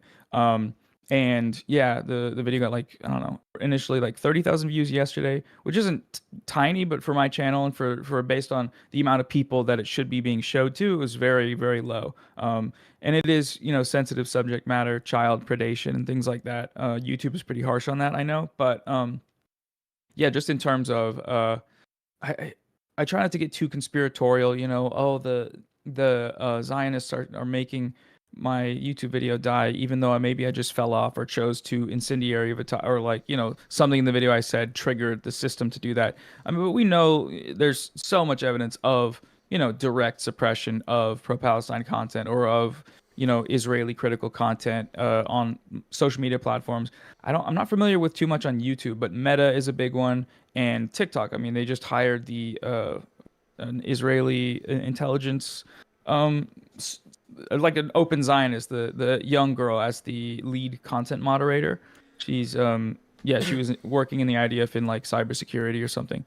So there's a lot of structures that that do point to censorship, but in this case, I'm not sure. The video just completely got buried. So I don't know. We'll see. Crazy story though, for sure. To be honest, I mean, the story is unbelievable. But like on the topic of moderation, like TikTok's the craziest platform because that sort of experience that you had there is literally just commonplace. It's one of the reasons that I've like in part moved over to YouTube in part, and River1 just said the same thing. It's actually a really difficult feeling in the sense because like I actually do care about I really care about people learning and hearing the things I want to talk about, and there are some times where I'm like, okay, this is just how it's going to be because of the subject matter that I'm trying to talk about. But like on TikTok, it disincentivizes you from putting any effort into your videos. And actually River1's probably a better example than me because River1 put in had very highly produced videos, especially at the start, and still does. But like when you make them, like the algorithm will just not pick them up on TikTok inexplicably. And TikTok's bizarre as well because like on YouTube, a video can do like 500k and have like regular engagement, like one of yours. On TikTok, the engagement thing is crazy. You can, like, some of my videos have like hundreds of thousands of likes and are barely cracking 1 million views, which is like unheard of. It's normally about a 10% ratio on TikTok, or that was what I always used to think of. But I think that these platforms will just increasingly move this way, and like, I think it's sad, but I think it's a guarantee because I think the Gaza genocide has been a big problem in the sense of like, all of a sudden, because I mean, the internet obviously existed during the Iraq War, but like you could have changed the narrative on Iraq way fucking quicker with these platforms about like exposing what George Bush was actually like and like selling this kind of reality to more people of like, hey, it's not fucking congruent with what's going on. It would kind of show you, and I think that this story is also just like an example because, like you, when I first saw it, the accounts tweeting about it were some of the ones on Twitter that I'm like, right, these people just say things, so I don't know if there's any truth to this. And then all of a sudden there was actually more reporting. I think even Haaretz talked about it and like other outlets that, you know, would, especially Haaretz, you know, you wouldn't expect like people to be talking about that kind of stuff. And I mean, it's a crazy Jerusalem story. Post, Haaretz, Ynet, and a couple other Israeli outlets, but no New York Times, no Washington Post, no Wall Street Journal, no CNN, no BBC. I'm pretty sure as of yeah, no, nothing good. But yeah, like pretty crazy disparity and typical of the last 2 years. Like Israeli outlets randomly will do like Der Stürmer, and then the next day they'll be like, we talked to the IDF and they said they're doing genocide. It's like, what? This is confusing, but like we'll take it, I guess. Yeah, I mean, it's kind of the thing because like what British media will do is less like, you know, fucking like full on Zionist propaganda the whole time. But what you will get out of British media is much more ambiguous stuff. But with Haaretz, you'll get like as you're right, like an article that's just like, yeah, Israeli soldiers are saying we're doing mass killings in the West Bank, you know, all of these things. But then, like the next day, you're right, run like an opinion piece from some guy who's like, the only option is to expel the Palestinians. But I mean, on this story, it's actually commonplace for like Israelis to flee, and it's not just on the on like sex crime stuff. You know, there's a really famous story involving a guy called Alex Odeh that Rashida Tlaib spoke about. I don't know if you've ever heard of it. I'm not sure. What's his Alex Odeh was like a libbed out peace activist. Like I would say libbed out at the time. Like actually, a lot of Palestinians and like the Palestinian national movement was much more interested in dialogue and working with Israelis, that kind of stuff. Things that people now would balk at and be like, oh my god, I can't believe they did that. Obviously, there was some that weren't. Like the communists in Palestine were never interested in it, and also political Islamists and more hardline Palestinian revolutionaries and stuff. But Alex Odeh was this guy who ran like a reconciliation center for like Palestinians and Jews in America. And he was killed with like a bomb I think it was in the Post. Like he just got killed by a bomb by Meir Kahane. Meir Kahane's affiliates, not Kahane himself. The guys who did it, they know who they are. The FBI says it's this guy called Keith Fuchs and two others. One of them is caught, and the FBI says these are the two people who did it. Both of them live in Israel openly. One of them is Ben Gvir's like best friend. His name's Baruch Martzel, and he's like ran for politics, and like they've spoken about the case publicly, And I think Netanyahu was like, we don't know where this guy is, bro. And it's just like, bro, he's living there. He's living there freely. So He's in the background of the interview. Yeah, that's crazy. You can just go there and like commit a crime in America and go and have like a good, nice time there, you know? Like a good, nice time. Yeah, And the story of the Australian Israeli she was a Jewish school principal that molested. There were 70 charges of molestation among like 12 different students or maybe more, and she just fled to Israel, lived there for 12 years openly, completely unabated until she was extradited, like I don't know, within the last 5 years. But it's like you can just do that, right of return laws, supposed laws, you can just dip out, and that's that, and it is pretty wild. And so yeah, his trial's on the 20th. His trial's in 5 days, so he has to show up then. So we'll see if he does. If he doesn't, that'll be a big deal. His lawyer apparently said he will, but his lawyer is also, crazed Zionist guy, like celebrity lawyer. what was his actual job in? It's not Alan Dershowitz, is it? Oh God, no! I wish. He's too busy fighting off the hoagies or whatever. The pierogies. Fighting He's off not the allowed his hot dog. pierogi The at pierogies. Martha's Vineyard. Yeah, Bro, he's still out there. that was a hard So story. funny. That was a hard story to hear, bro. He was denied his pierogi by anti-Semites. Oh my God, the first time I saw it was on Twitch, standing there, Alan Dershowitz next to a hot dog stand, and then him pointing, and then the security coming up, and then him arguing with them, and then them taking him away. It was like 5 photos, no context. I was like, what the fuck just happened here?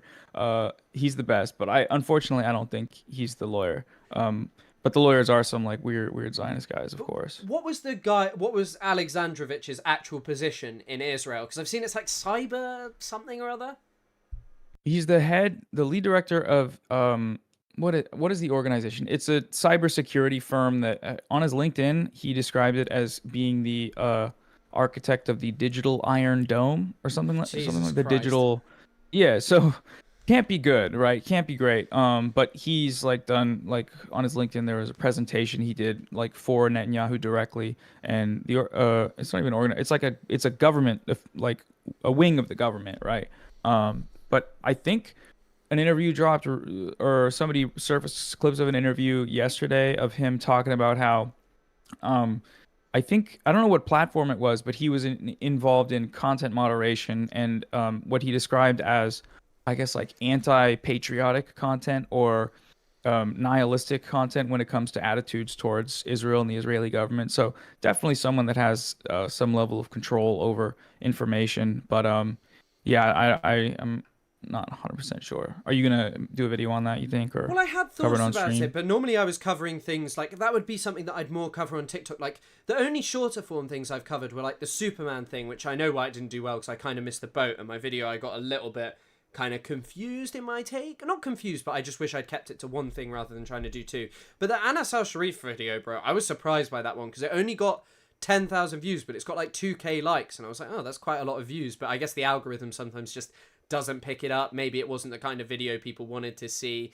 But I mean, like, do you know what you're going to work on sort of next-wise videos if you want to talk about it? You don't have to, obviously, but like, are you going to keep doing Palestine stuff? Or because you started off more like male, like, related stuff, right? Like male, I don't know, like sort of masculinity. That's Manosphere. Yeah.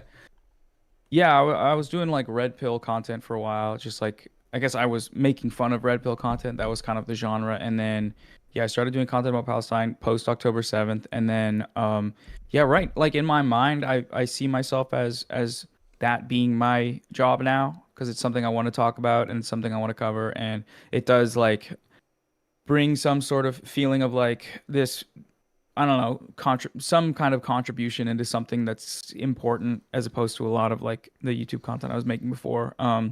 And yeah, just it feels important. But there's probably some other things. The thing is, like, I guess the next few videos I have, I'm doing one about the what is it, the free press's starvation denial stuff, which is insane.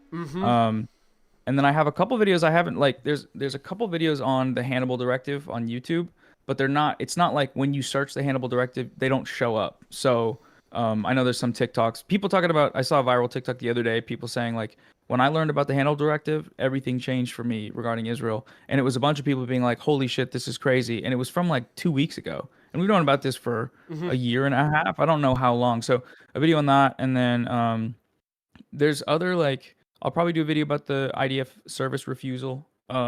Just talking about how it's viewed on the left and how it should be talked about, and maybe using like my tweet as an example, and probably a clip from this stream, which I am recording. Yeah. I mean, also, You're on rec. I mean, also, it's just like, I think that maybe what you're seeing there is also like an appetite that is.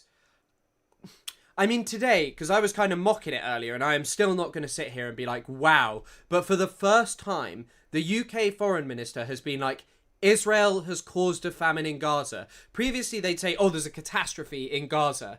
But they're now saying this is man-made. This is what Israel is doing.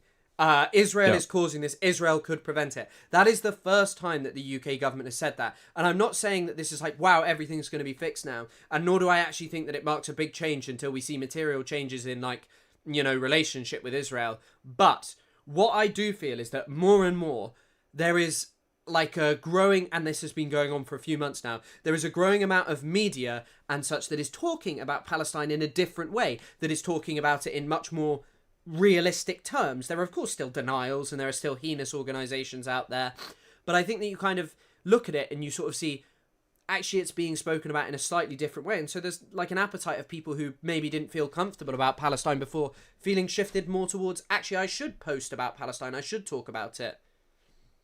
It's so, I mean, yeah, positive changes is always, or should always be something, you know, that we don't attack, but it is so infuriating seeing how long it took, seeing how long they, and still are, for the most part, obfuscated the language, you know, never named the perpetrator, never named Israel. The New York Times, oh my God, I want to do something to, like, the New York Times is so special. I remember I saw a clip of Norm Finkelstein talking about how Chomsky was having these issues with like his jaw, and then they figured out his doctor was saying he's like grinding his teeth, and he wasn't sure why, because he wasn't grinding his teeth at night, and he was like trying to figure it out with his wife and stuff. And it turns out he was getting actual facial issues from clenching his teeth in anger while reading the New York Times. And I feel that so much right now, because I'm like, I can't read a single article without being like, oh, I have to make a video about this because it's so ridiculous. And they're still doing it. The story they did on Anas al-Sharif, they, you know, the original headline said, I can pull it up. It was like, he was a journalist, Israel assassinated him.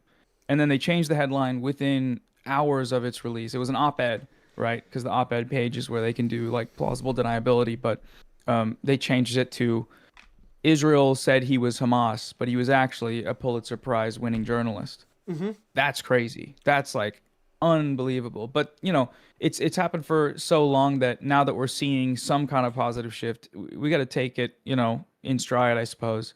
And yeah, normalizing the attitudes towards being able to say, yeah, Israel is the one doing this. Israel is the one that has been doing this. I'm hoping the like ceasefire negotiations are covered more like retroactively as well, because all of the main propaganda talking points are just so easily debunked, right?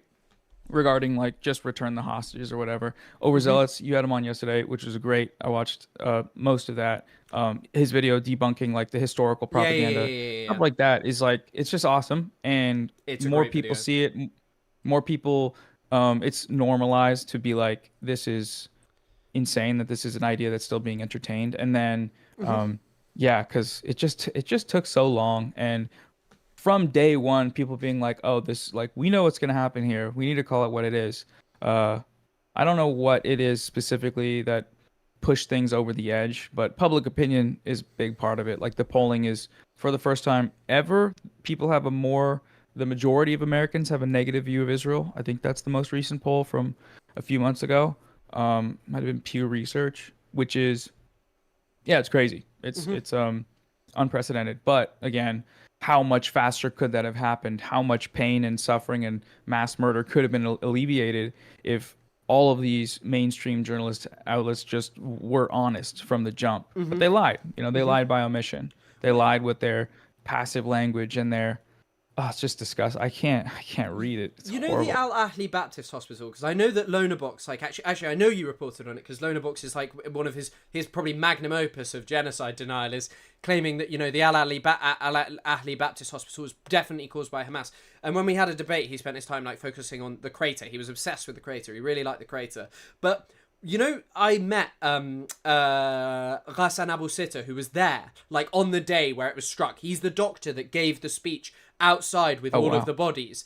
He actually is like one of my friends knows him really well, because their mum used to he does like he's like a dermatologist, actually, I think, in Palestine, but he's someone who's like, outside of Palestine, but he's someone who's like an expert in, I think he first started working there during the first Intifada, so like dealing with people who were wounded from non-violent protesting. But what he said is not even Amnesty or any of them came and asked us what happened there. What happened that day? No one came and bothered to ask us about. I was there. He said he witnessed it, you know, and it is categorically undeniable. No one can prove 100% what happened, because Israel never allowed an investigation of it, which, you know, if they had unequivocal proof, they would have gone in and they would have they would have been like, look, here's proof, come in and see it. But what is provable? Israel and its propagandists lied in Western media and said, this is the rocket, we have imagery of the rocket. It is proven, it is patently false that they said that. If Israel was so sure that this was a Hamas rocket, they would have had footage of it, 100%. They control the skies. They could have proven that it was a Hamas rocket. And yet they never could. And also, I mean, the other fucking joke about that is that the hospital was literally struck previously. The vicinity of it was struck as a warning. And yet we still got Western media who was like, we need to issue apologies about what's happened here, taking Israel's narrative without enough proof from Israel. And it's just like, what do you fucking mean? They've destroyed every hospital in Gaza now, pretty much. And it's just like... It's interesting, the Zionist propagandists use that story as an example of how Western media is slanted against them. I don't know if you've seen this, but the initial New York Times headline claimed that it was an Israeli strike. And then it was very quickly changed, and then the entire narrative was changed, and then everything after that was fully in support of the Zionist narrative. But that is still upheld to this day. If you look up, like, their examples of Western media being slanted against them, it's one of the big ones, which is just crazy, because it's like the one possible time that they're attributing a strike to Hamas or blaming Hamas for a hospital strike, because they don't do that with any of the other hospitals. The one single time is a story that receives, 1,000-fold more coverage in comparison with the actual violence of against the healthcare system in Gaza. So yeah, it's unbelievable. But I mean, Lonerbox. Oh, that guy, man! He's so funny. You debated him. When did you debate him? Like I last debated year? him. I debated him not even that long ago, and he ended up removing me from the debate because I wouldn't add him on Discord. But yeah, and also because we had like a long-term discussion about the Bibas children, which are something that someone reminded me of. Like after they'd been watching it, they kept sending me messages which I didn't see, and they said Lonerbox keeps saying that they were strangled, but Israel's own report does not say that. And his, the whole claim is like, how dare you say what happened? We actually know what happened now. But Israel actually never actually said specifically what they did. Like, he just said they were killed with the bare hands. But it's to be honest, it's all by the by, because Israel knew those children were dead. Like, this is something that Yoav Gallant admitted. Yoav Gallant said, we knew that the Bibas children were dead. They were literally, the thing was, they were like, Israel maintained that they were alive solely for one reason. To say, look, Hamas has all these babies. And they weren't even held by Hamas. They were held by the Mujahideen brigades. But, like, it's just like... And actually, he says in that video as well that their parents were actually fighting against... not to say that it's a justification for taking them hostage, but... what's his name? I watched it not long ago. This is true. Yoav Gallant says that... A really great guy, Yoav Gallant, says that... that they were fighting against Hamas, that they weren't just like taken hostages, that both of them were fighting. And of course it doesn't justify taking children as hostages, but like at the same time, it's like I don't know, it's like all of this stuff. There have been so many lies, but someone explained it like this: the Israel trick is ignore everything until you find one thing that you can be like, actually this was reported incorrectly and what we've done is not that bad. And I mean, even the fucking craziest one is, if you do, like, I am no expert in famine. Like, with genocide, I'd at least read about that before October the 7th, a decent amount. Famine, no, nothing that I really know about. But there was, but like, if you read Very about complicated. But if you read about it, one of the most simplistic things, though, about it is that, like, I mean, classification of it is so fucking complex, but if you read about it, what it says is the ill, the most vulnerable, will be the first to die in society. Children, in particular, will look worse from famine because children need more nutrition when they're growing than an adult actually does to maintain at least looking, you know, some semblance of normality if they can get some basic amounts of food. And that also, the main problem with, like, the Gaza Humanitarian Foundation, which these people justify, like, is actually distributing meals. They're giving out food that doesn't have water, that doesn't have, like, nutrition experts going into an area and saying, right, these are the people who need it, this is how we're going to deal with it, how we're going to get them. There's, like, some kind of specific feed that you can give to a baby and a child that will instantaneously, or not instantaneously, but will very quickly alleviate symptoms of starvation that you need experts to be delivering and using correctly. And it's just like, now these people are like, well, actually the GHF has distributed this many meals and that's a win, and actually everything's made up by Hamas, you know. And it's sad it still persists, but yeah, and the most recent coverage, it's just, in one way it's I mean, it's despicable, but in another sense it's a good sign that their kind of last line of defense is something as insane as the starving children are actually disabled. So just make sure they need to be noting that. And if they're not noting that, they're trying to brainwash you into hating Israel. It's like, no, we don't need to be brainwashed into hating Israel. They're starving children. And your point is that the children they're starving are also disabled. They have pre-existing conditions. That's insane. That is unbelievable. That's like the fact. No rational, normal person sees that and thinks, okay, wow, okay, stop. Like, Israel maybe has a point with what they're doing. The conclusion is still the same, that their intentional starvation campaign is a facet of, you know, the genocide. But the fact that they've seized on this, and the Free Press video, oh my God, like the article and the Barry Weiss's outlet, Weiss, who quite literally killed Rafat al-Arir, like just one of the most depraved Zionist propagandists. Their outlet just posted this, you know, big bombshell report that found that 12 of the kids that were circulating in media showing, you know, their starved, emaciated bodies and eventual corpses, I think a good amount of them died. They all had pre-existing conditions, and this is supposed to be a big, huge story. And for the Zionists, it is. They picked it up and ran with it, like you're saying. All it takes is one narrative piece. You ignore all the starvation. You ignore the 100, the unanimous agreement from the aid organizations and the human rights groups that they are starving Gaza.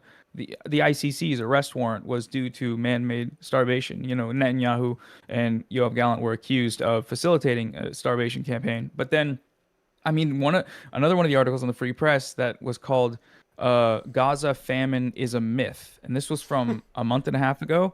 And the central point of the article is that anyone calling it a famine is lying, and then there's no famine because the IPC, I guess they rejected, USAID's assessment of calling it a famine at the time the article was written. But if you read the report, they say, like, the declaration of famine, like you're saying, like, it's very complex of how to get to that point, but it was like stage 4 at that time, which means a famine it's about to be declared a famine, and the fact that it isn't declared a famine officially doesn't mean people aren't dying, doesn't mean people aren't about to die, and doesn't mean they haven't been starved in a genocidal campaign this entire time. But the article calls it a myth just because of one small detail. They run with that detail, ignore all the other evidence and all the other context that says, how could you possibly do this? And I don't know. The propaganda breaks down on examination, and I think that's like a good thing. But 100%. And I mean, there's actually a brilliant thread which I may, how I may do this is I'll just send it to you and then I'll show it on my stream, because I just wanted to show you it, because it's like, it's literally just debunking them. But there's also literally a Haaretz article released today, which is like, journalists can't get into Gaza. So what they did It's like near Hassan, Hassan or Hassan. She can sometimes be a bit of a lib, or they can be sometimes be a bit of a lib. I don't actually know their gender, but when they talk about it, they basically just video called doctors from Gaza, and they were talking to them.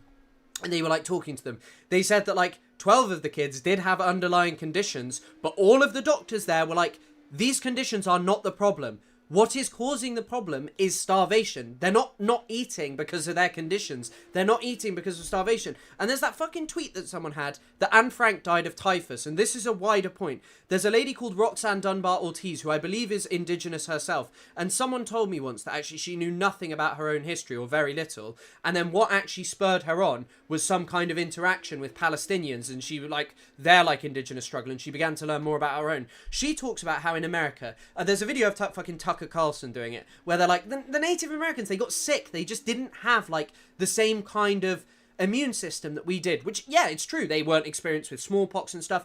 1/3 of Europe died from the Black Plague, and we recovered. Europe's population came back. The Native Americans never did. If the Native Americans had died out solely on the basis of illness, then their population would have rebounded. But the reality was a genocidal campaign was waged against them, which hemmed them into smaller spaces, made them sicker, destroyed their ways of life. They were starved, denied food, they were massacred, all of these things put together. And these people will deny genocide in this context. And yet, in the case of the Holocaust, no one, not a single person, would say, no, you need to take 1 million people off the number of the Holocaust because 1 million people died because of starvation. Privation is the actual overall term of sickness, the denial of basic hygiene and all these things that led to the mass epidemics of typhus and all of this shit that the Nazis did not give a fuck about and viewed as good because it got rid of the number of Jewish people. And you mix in the case of Gaza, the fact that crazed general who, it was called the General's Plan. Someone will probably remember it in chat. But this guy, Gideon's Chariots? Gideon, no, not Levy. The General's Plan. Hold on, I'll look this up. Gaza. Moshe Alone.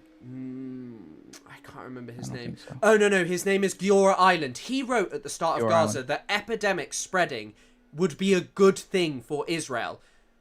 Bro, that is the most obvious intent of genocide. And then they literally had a plan based on what he wanted to do to separate northern Gaza, to cut off food and medication. And you look at the worst hit place in terms of famine, in terms of malnutrition, all of these things. It is literally because of this guy who was talking about, I want to see epidemics spreading in Gaza. And now these fucking Barry Weiss types have the audacity to go, well, actually, they were all sick, and all it is doing is just making people feel less comfortable believing that there is a famine in Gaza. And it is so insidious and fucking evil. It would be like if the Nazis were doing what they did now, it would be like them going, the typhus outbreaks are at the camps, but it's just because the Jewish people, they're not used to this and they're unhygienic or something. And actually, when you're hearing these numbers, it's just because people are getting sick in these ghettos, these beautiful ghettos that we've made for them. And it's you would not offer any sympathy to that. So how dare you sit here and offer sympathy to the same shit today? The same shit. But I mean, actually, sorry, if you want to respond, feel free. Just wanted to say that that's the scary, most disheartening, most barbaric thing, is that when you look back on history, there's PragerU videos that go and do what you're talking about in regards to blaming the genocide on some kind of pre-existing conditions, on some kind of sickness or plague.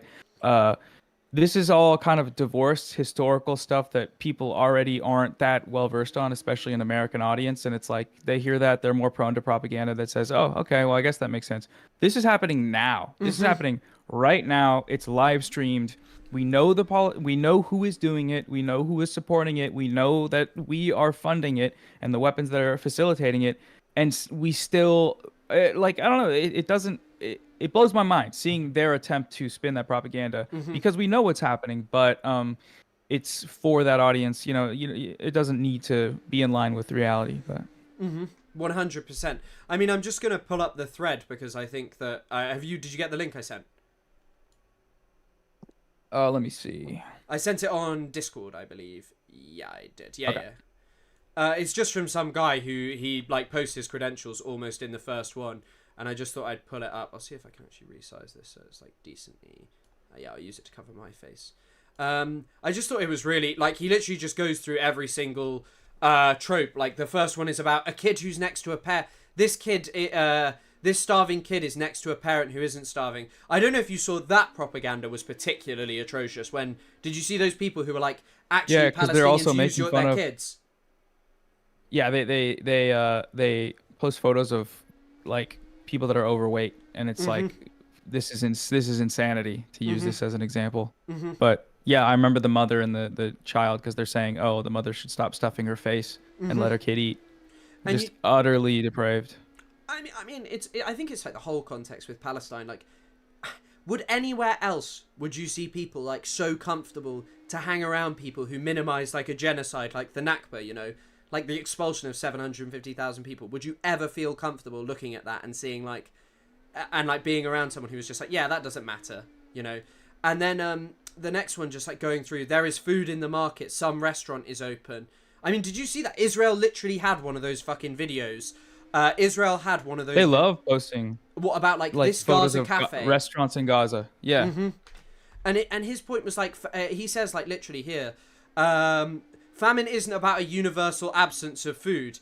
It's about when adequate food is out of reach for much of the population. In every famine ever, some people could afford food, even while others couldn't. Like, it's just, you know, when right, because people like, you know, that have some amount of wealth that they're either making from outside of Gaza and having it transferred in, or just have savings, are able to. That was the thing with the cafe, the Al Baqa cafe that got destroyed. Like, they were citing that as an example of, you know, evidence that it's not a famine, it's not a genocide. Just look, they're having coffee on the beach. It's like, well, some people can go there, but obviously, yeah, like this talking point is depraved. Well, even during like in the ghettos and during the Holocaust, I think, if I'm correct, even in the camps there were black markets, but I know 100% there were in the ghettos where people would smuggle shit over, normally from the German side. And if you had the means and like the money, you could probably save yourself and your family from starvation if you could get the means. I guess the camps were different because I don't know how you would get currency in there, because obviously you're brought in and then like you're made to strip and they take everything from you. But definitely in the ghettos, in that context, you had that. And so it would be like pointing out one guy in the ghetto who's overweight and being like, actually, how dare you say this? Because the Germans weren't doing that. You know, some people are fat. And it's just, ugh. Yeah. The way it's normalized is what's crazy. Like, people don't bat an eye, and unless like it's really broken down and the names of the journalists are like taken into account, and this stuff is like held to their feet are held to the flames for the rest of their lives, then the broader, you know, Western audiences won't really care, and that's a long process of dehumanization leading up to that point. But it's just, it's insanity. And I mean, and the other thing he's noting is just the food prices, that like most fucking people cannot afford that. If you don't have family outside of Gaza who earn like a decent salary, who can send money to you, how the fuck are you buying that? Like, how are you getting that? And the answer is like, oh my gosh, I remember, because the prices of food in the market spiked to like, what was it, 500 times, some insane number that even during like the famine in Ireland, the prices ever raised for food was a scale of 3 to 7 times, which is still insane. It was obviously one of the worst famines ever, but in this case it spiked to hundreds of times more. And then when it dropped to 20 times more the regular prices, which is around what it was a few weeks ago, the Free Press article cited that as evidence that things were okay, that things were getting better, so it's all good. But it was still multitudes worse in terms of like the ability to actually buy food than what it normally is in a place that food was already, you know, priced because of restrictions on entry. And I mean, the context of ecocide is left out of it, where the entirety of the food production systems have been decimated for years before October 7th, but now the bakeries being destroyed, it's just insanity. But yeah, this thread looks like this will be helpful for yeah. I mean, that guy's like, I mean, his credential is literally, as he says at the start, I directed USG famine prevention efforts for South Sudan, Yemen, Ethiopia, Nigeria, and like you look at the case of like Alex Duvall, who's like one of the world leading experts in famine. His writings are like oh, actually, do not worry, just donated, so I'll just note it, because I think it was kind of to both of us. Sending love and support to my boys from Beirut, catching up on the stream tomorrow. Awesome, do not worry, shout out. But yeah, like, I mean, in the case of, in the case of, people are asking for his name, Alex Duvall. I don't know if you've read any of his stuff, but he's like, his discussion of famine is fucking crazy. And Adam, do you know Adam Tooze at all? My roommate loves that guy. I'm familiar, but yeah, he's like the economist. Yeah, his Substack, his chart book, I think it's called, actually. He's got a new one called Bulldozing Gaza, which I've not read. But his one about famine and kind of the way in which... Because, you know, fucking Ethan Klein did this not long ago. Ethan posted a story, like, about Sudan and, like, to minimize the famine in Gaza. And what he... Like, in the case of... Sudan, the country who's deepest, like, most involved, can hide from it, can get away from it, because they do it in a shadowy means. Like, they fly weapons through multiple airports to get them to Sudan, which is the United Arab Emirates. I think it goes through Chad. They hide it in humanitarian aid, the weaponry and stuff. But, like, fuck me. In the case of Israel, this is a Western nation welcomed into this fantastical family of developed, amazing moral nations. And oh my, this nation is exterminating hundreds, tens of thousands, if not in excess of 100,000 people in Gaza. Like, unbelievable shit, you know? Yeah, it's open and shut when it's a concentration camp already. You control everything. There's no possibility of debate around the cause and the solution to resolving the problem. But I mean, yeah, Ethan Klein, what a character. Yeah, the stories are always fun to check in on every day. And yeah, I remember seeing that and being like, oh, Ethan, you really care about famine in Sudan. Thank you for being an advocate for the Sudanese people. You're always doing that, not just in relation to minimizing famine in Gaza. Like, that's so it's so funny. To be just honest, insanity. My favorite one was like his magnum opus. I don't know if you saw it was during when Israel was attacking Iran. He posted, "I standing with great people of Persia." In relation to oh, you probably love that one. I fucking love that, bro.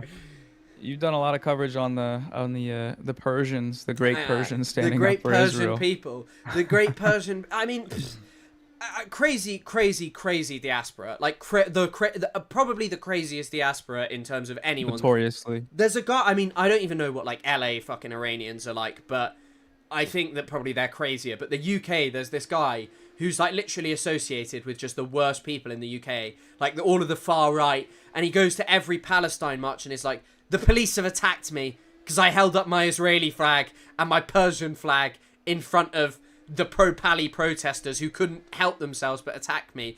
And he can like, there's like a trend amongst especially older Iranians who just they struggle to speak English because the conversion of the two is quite complex because like Persian is a very simple language in comparison to English, but like it's hard to learn still. But obviously it's like a just simple grammatically, I think is what you'd say. But like, he's just like a far right guy who barely speaks like good. He just doesn't speak that great English, but he's there like, I hate the Palestinians and us Persians. Oof, we hate them so much. The Palestinians. We stand with Israel. So can I ask about your legal situation? Is that still a thing, or is that not discussed? I have not heard a word.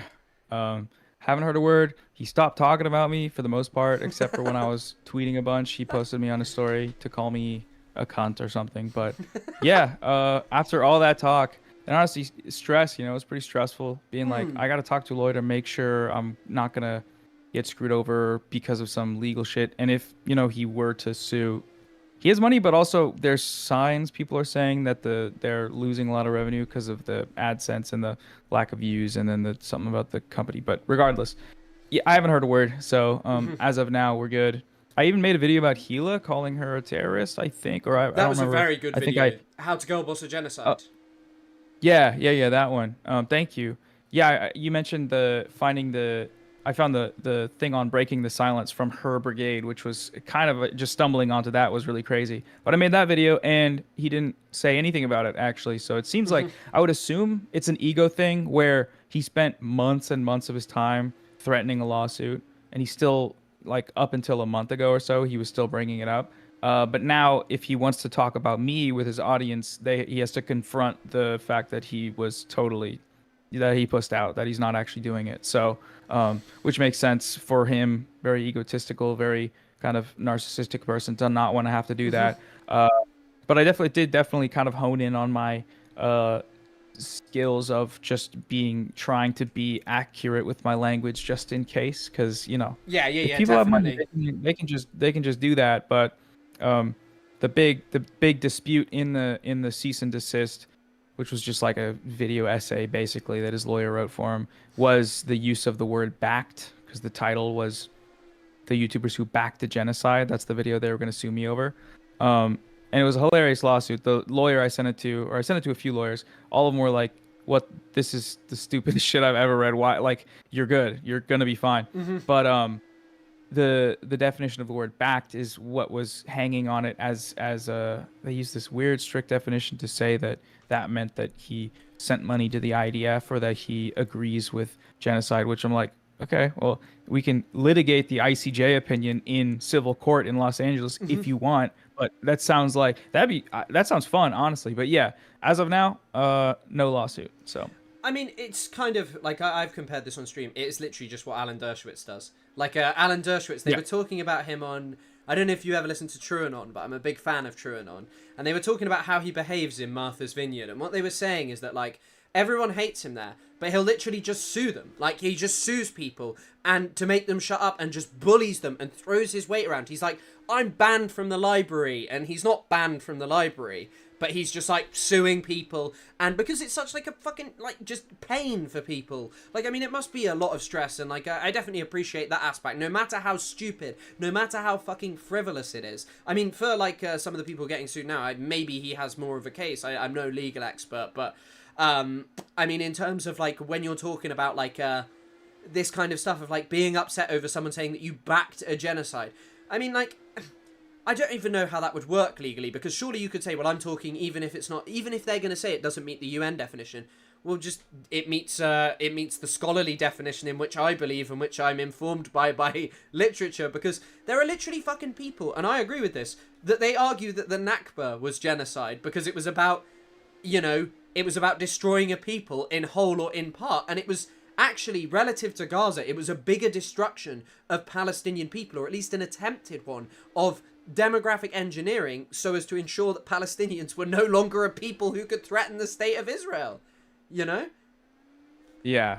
John the Duncan, I don't know if you're familiar with him, has some really good videos on the like history of genocide applying to Palestine and Gaza, which I think if anyone's in the audience, check out John the Duncan on that specific topic. But yeah, with the lawsuit, defamation, it's very clear the stipulations for defamation, and there are some nuances in certain particular cases. But when it comes to giving a political opinion, making a political argument with reasoning and evidence, it has to be a provable lie. It has to be a proven statement of misinformation that is made with malice in an attempt to defame someone, in an attempt to, I guess, damage their reputation or finances, which is awesome because in terms of damaging finances, he made, I don't know, hundreds of thousands of dollars off of the whole ordeal by making content out of it, right? So like that's kind of funny. I don't know how relevant that is to like the attempt of damages, but it is just funny to consider. But strictly speaking, the definition of like, his lawyer knew that shit wasn't going to fly. His lawyer knew that is like a ridiculous thing to make, because regardless of any definitions or opinions about genocide or legal cases, defamation is not when you say the wrong thing about a legal opinion. It's when you deliberately, maliciously lie. And I don't know, for people like this, like you're saying, Alan Dershowitz, it's a tactic to silence and bully. And the recent lawsuits, I mean, I didn't watch the whole thing with the video about it's like a copyright related lawsuit of like React content. I know he actually filed those, unlike mine, and I know one of the people Denims responded to it with a, I don't know what it was, some kind of like legal letter, but yeah, the actual, like when it comes to copyright, that was a weird one too, because it's like doing React content. I think the big thing he was taking issue with was people making the claim that you should watch the video on my stream so we don't give him any revenue. And I think he was citing that as potential damages. Yeah. And I guess you could make that argument, but at the same time, there's it's the transformative property of content that doesn't alter the nature of reacting to a video. The protections of copyright you have with transformative content, which he used to know about when he would do these, when he was a part of a lawsuit years ago, on the other end of it, right? I just think it's also just like quite fucking sad. Like all it really does like ultimately require is just to recognize that Zionism is the problem. And like, surely if you're someone like Ethan, who's, willing to say that fucking like Israel, and this goes back to like, feeds back into just talking about Zionism generally. Surely if you're someone who's willing to recognize, yeah, the IDF is doing a lot of fucking war crimes, like a huge amount of war crimes. They're starving people. What they're doing in Gaza is totally wrong. At that point, why are you bothering to make excuses? Because you pull no punches when it comes to Iran and what they did in Syria, or Hezbollah, what they did in Syria and what they do to their own people. And it's funny as well because Iran will oppress certain ethnic minorities, particularly Kurds. Also, I think Baluchis really get it hard off Iran, and people are like, it's so undemocratic there. And it's like, bro, like, if you think that needs to be destroyed, if you think that needs to go, then you are one step away from seeing that Zionism is the problem here, and that every single thing that you cling on to is probably just someone who would feel the need to like unequivocally, full-throatedly defend everything the Iranian regime does, but like you're just doing it in the case of Israel, or like they might denounce the excesses but would not fundamentally say, yeah, there's a problem with authoritarianism. And it's like, it's so simple to do, it's so simple to realize, but ultimately for so many people, I just feel like they're just unwilling to confront it. And then they all end up the same way. They end up with cloaking it, but then ending up with like what you talked about in your video, how to girl boss a genocide, and like thinking fucking bombing people is awesome because it was done by a woman, Yeah, and then the type of audience you cultivate when that is your perspective is either outright Zionists, people that don't really give a fuck, and I think that's probably the majority. And with those people that don't give a fuck, are not engaged with these issues at all, are too dumb to care, they just want their slop, whatever, they are being propagandized too. And whatever claim that he's making, or that any of these people are making, to agreeing that it's a genocide is lip service, when all you do is fight against the people fighting the genocide. That's all. That's your only contribution. He posted a video the other day on his story, and when I went on Hassan's stream, I at one point like pointed the camera and said, Ethan Klein, I have a challenge for you. Post a single story of some child in Gaza. Post a story of the destruction, or of the violence, or of the starvation. Just do it once, because you haven't done that. I don't think he's ever done that. I don't know the last time he did that. Years. And on his story like a few days ago, there was footage from Gaza, and I was like, oh wait, this, like, maybe this is something. But then it was an aid convoy that he blamed on Hamas, and said that was also Hassan's fault somehow, or that this is Hassan's guys. Turns out that was a lie, pulled directly from like Hen Mazig, or whichever. That's exactly where it fucking comes from. Yeah, any one of these people that just take a video, call it Hamas, no proof, no evidence, just like Israel does, and then people like this, fucking idiots, posted their story, and you perpetuate the genocidal attitudes among millions of people. And it's like, I don't know, there's a certain point, and you've talked about this a little bit, but I wanted to talk about this, where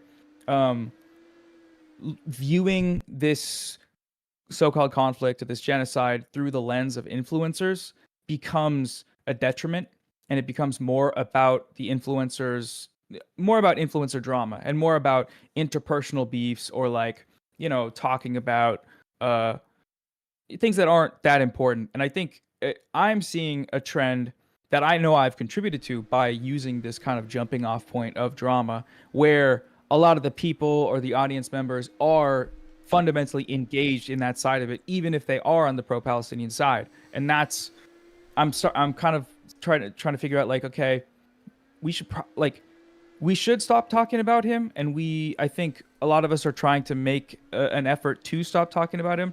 But there are instances where the propaganda is so blatant that it's like, okay, we probably have to talk about this and use it as an example for education. But even when you do that, like, or even when I do it, for example, like I'll read the comments, and it's like I don't know what the ratio is, but a lot of people are just there for the entertainment value of like the online WWE politics, and that's where I have a certain like apprehension to continuing that, even if like some of the things that I consider the best work I put forward, some of the most successful videos that you or Isaac or Hassan, who are Bad and Panada, any of these people are using are filtered through drama, and even though a lot of people are learning from it, there's also a subset of people that are kind of like engaging in the slop. And so I don't know. Do you have thoughts about that? We probably talked about this the last time we spoke on the charity stream, but 100%. Sorry. Also, the reason I've been a tiny bit distracted is someone just pointed this out. My PC is going absolutely crazy. It's fine. It's just really fucking loud. So sorry if you can hear it right now. Oh, me? No, Or- my PC. sorry, which- My PC is going crazy. It's just old. The fans? Yeah, the fans, and it's just, I don't know why it's so bad. Normally it's because there's a lot open, but right now I literally just have one thing open. Just one Little second, actually. I'll just try jet close. engine. Yeah, let me go grab some water real quick. Yeah, I'll no be right problem, back. no problem. And then I'll talk about this. Right. Got a tiny break, and I'll just go through. Sorry, because a lot of these super chats came in a while ago. I'm sorry I've kind of been missing it. I sort of need to probably get better about this. Oh, maybe my PC is meeting its fate.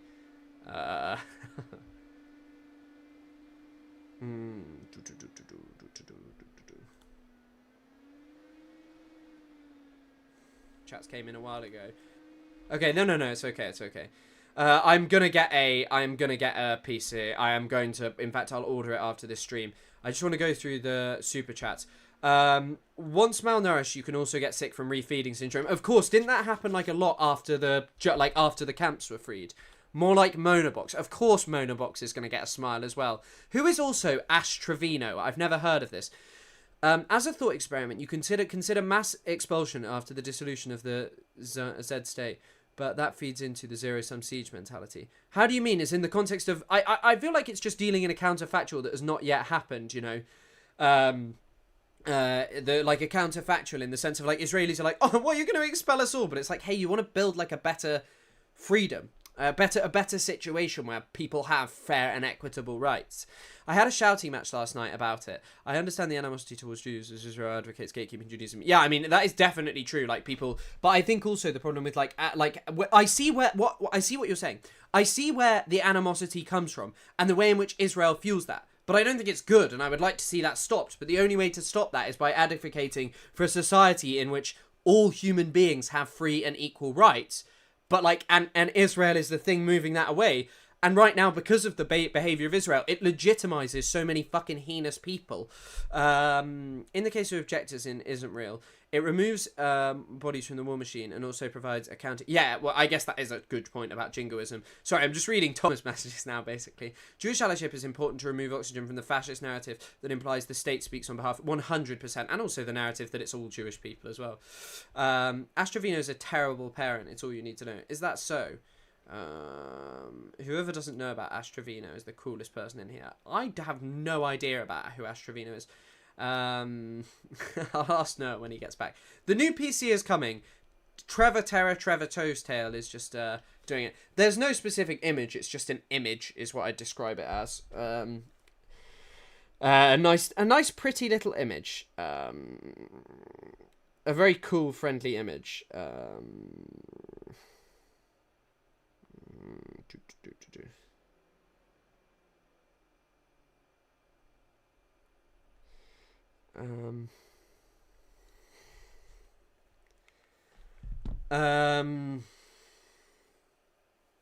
Oh, hello. Yo. You asked me about a good question. Now, in part, I totally agree with you, because I think that there are certain things about Palestine that matter so much, and like, even the adoption of people talking about settler colonialism, I wish people would go and like look at fully what settler colonialism is, and I'm not sure there are like actually that many YouTube videos that specifically explain it. And like, of course, requires dedication, and some of the literature is really hard to engage with. But what I will say on this topic is, especially on the shorter form platforms, but I can't even describe this. The only way to get views, generally, to get your message out there, especially after Trump won the election, because there was before he won it, I've mentioned this, I don't know if I even mentioned it last time, because I'm obsessed with this. There's a clip of Charlie Kirk where he says, "We told TikTok we'll be your best friends, the best supporters, if you just give us good right-wing coverage." And then he's like, all of a sudden I was getting millions of views on TikTok. Pretty obvious that this was happening, that there was a big fucking astroturfing to push out Charlie Kirk content on that fucking godforsaken platform. But increasingly, what actually happened with it was that you needed to tap into something else. And dumb birch tree, or blonde birch tree, Isabel, who I mentioned before, she doesn't use her name.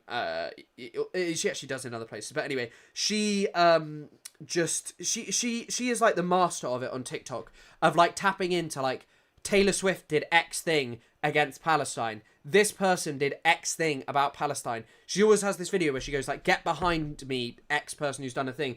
And in a certain way, sometimes I'm like, is it the best to always talk about drama?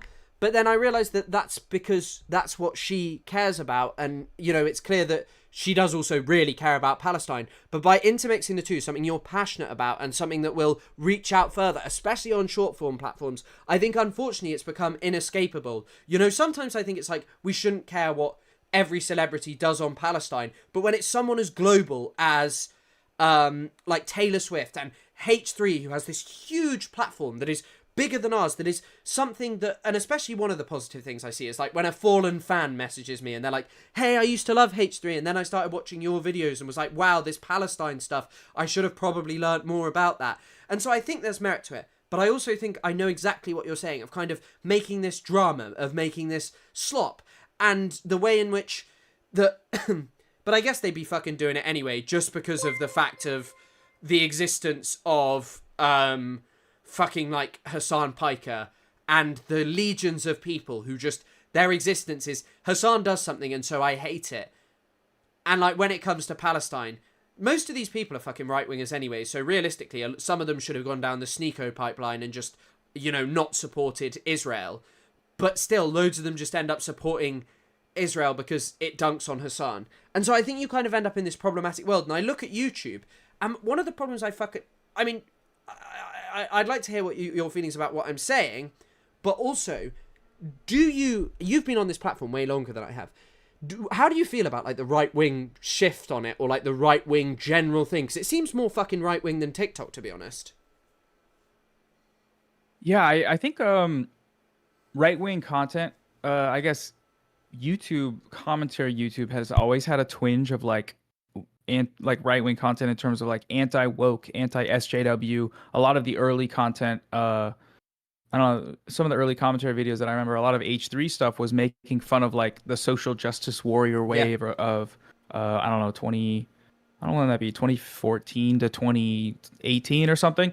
And like the Jordan Peterson era when he got really big.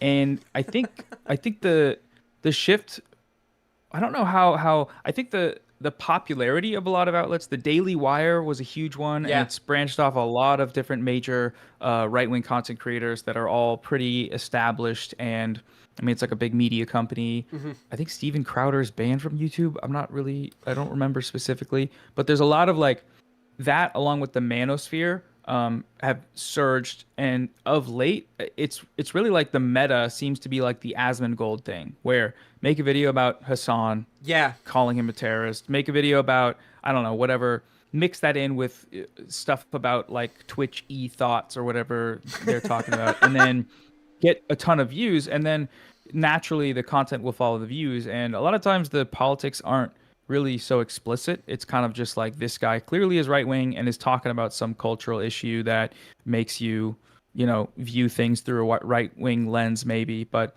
in terms of like left wing and liberal content, there was like a video essayist wave, and a lot of those creators are still doing things in that vein. A few of them have transitioned to more, I guess, I don't know what the right word is, continuous coverage, but as far as like, I don't know, outlets, there's a large liberal subset of like, let's make fun of right-wing stuff, which is kind of what all of us do in a way, but some of us in more like explicit terms or in more like academic terms, like you or Isaac. But I don't know in terms of the content wars where we stand at this time. I know Zionist propaganda on YouTube, at least, it doesn't seem to have as much of a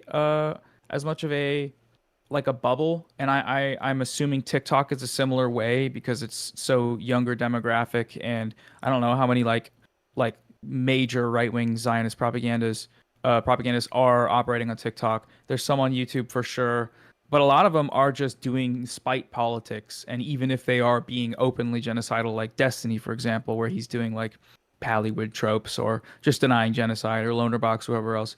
A lot of that, it's all despicable, but it's also in part in this media ecosystem of, I don't like a guy, so I'm gonna just take this position and defend it till my last breaths. And this stuff doesn't last in the long run, especially when the position you're taking is anti genocide, so pro genocide, right? Mm-hmm. But in terms of the state of YouTube, I'll have to think about that, because I think generally the stuff I don't really keep up with like a lot of the right-wing outlets on YouTube, but I think there's definitely Twitter combined with Tucker Carlson stuff, the type of like and a lot of anti-Semites that are riding a wave of like pro-Palestine like sentiment, like Dan Bilzerian or any of these people that go on Piers Morgan and then launch media careers off of that, or sustain a new wave of media career. There's all sorts of fucking freaks on here, so I don't really know. I don't really know for sure what the exact breakdown is, but it's there's. I feel like it feels like definitely we're being a little overpowered here. So if anyone's in the audience watching, please help.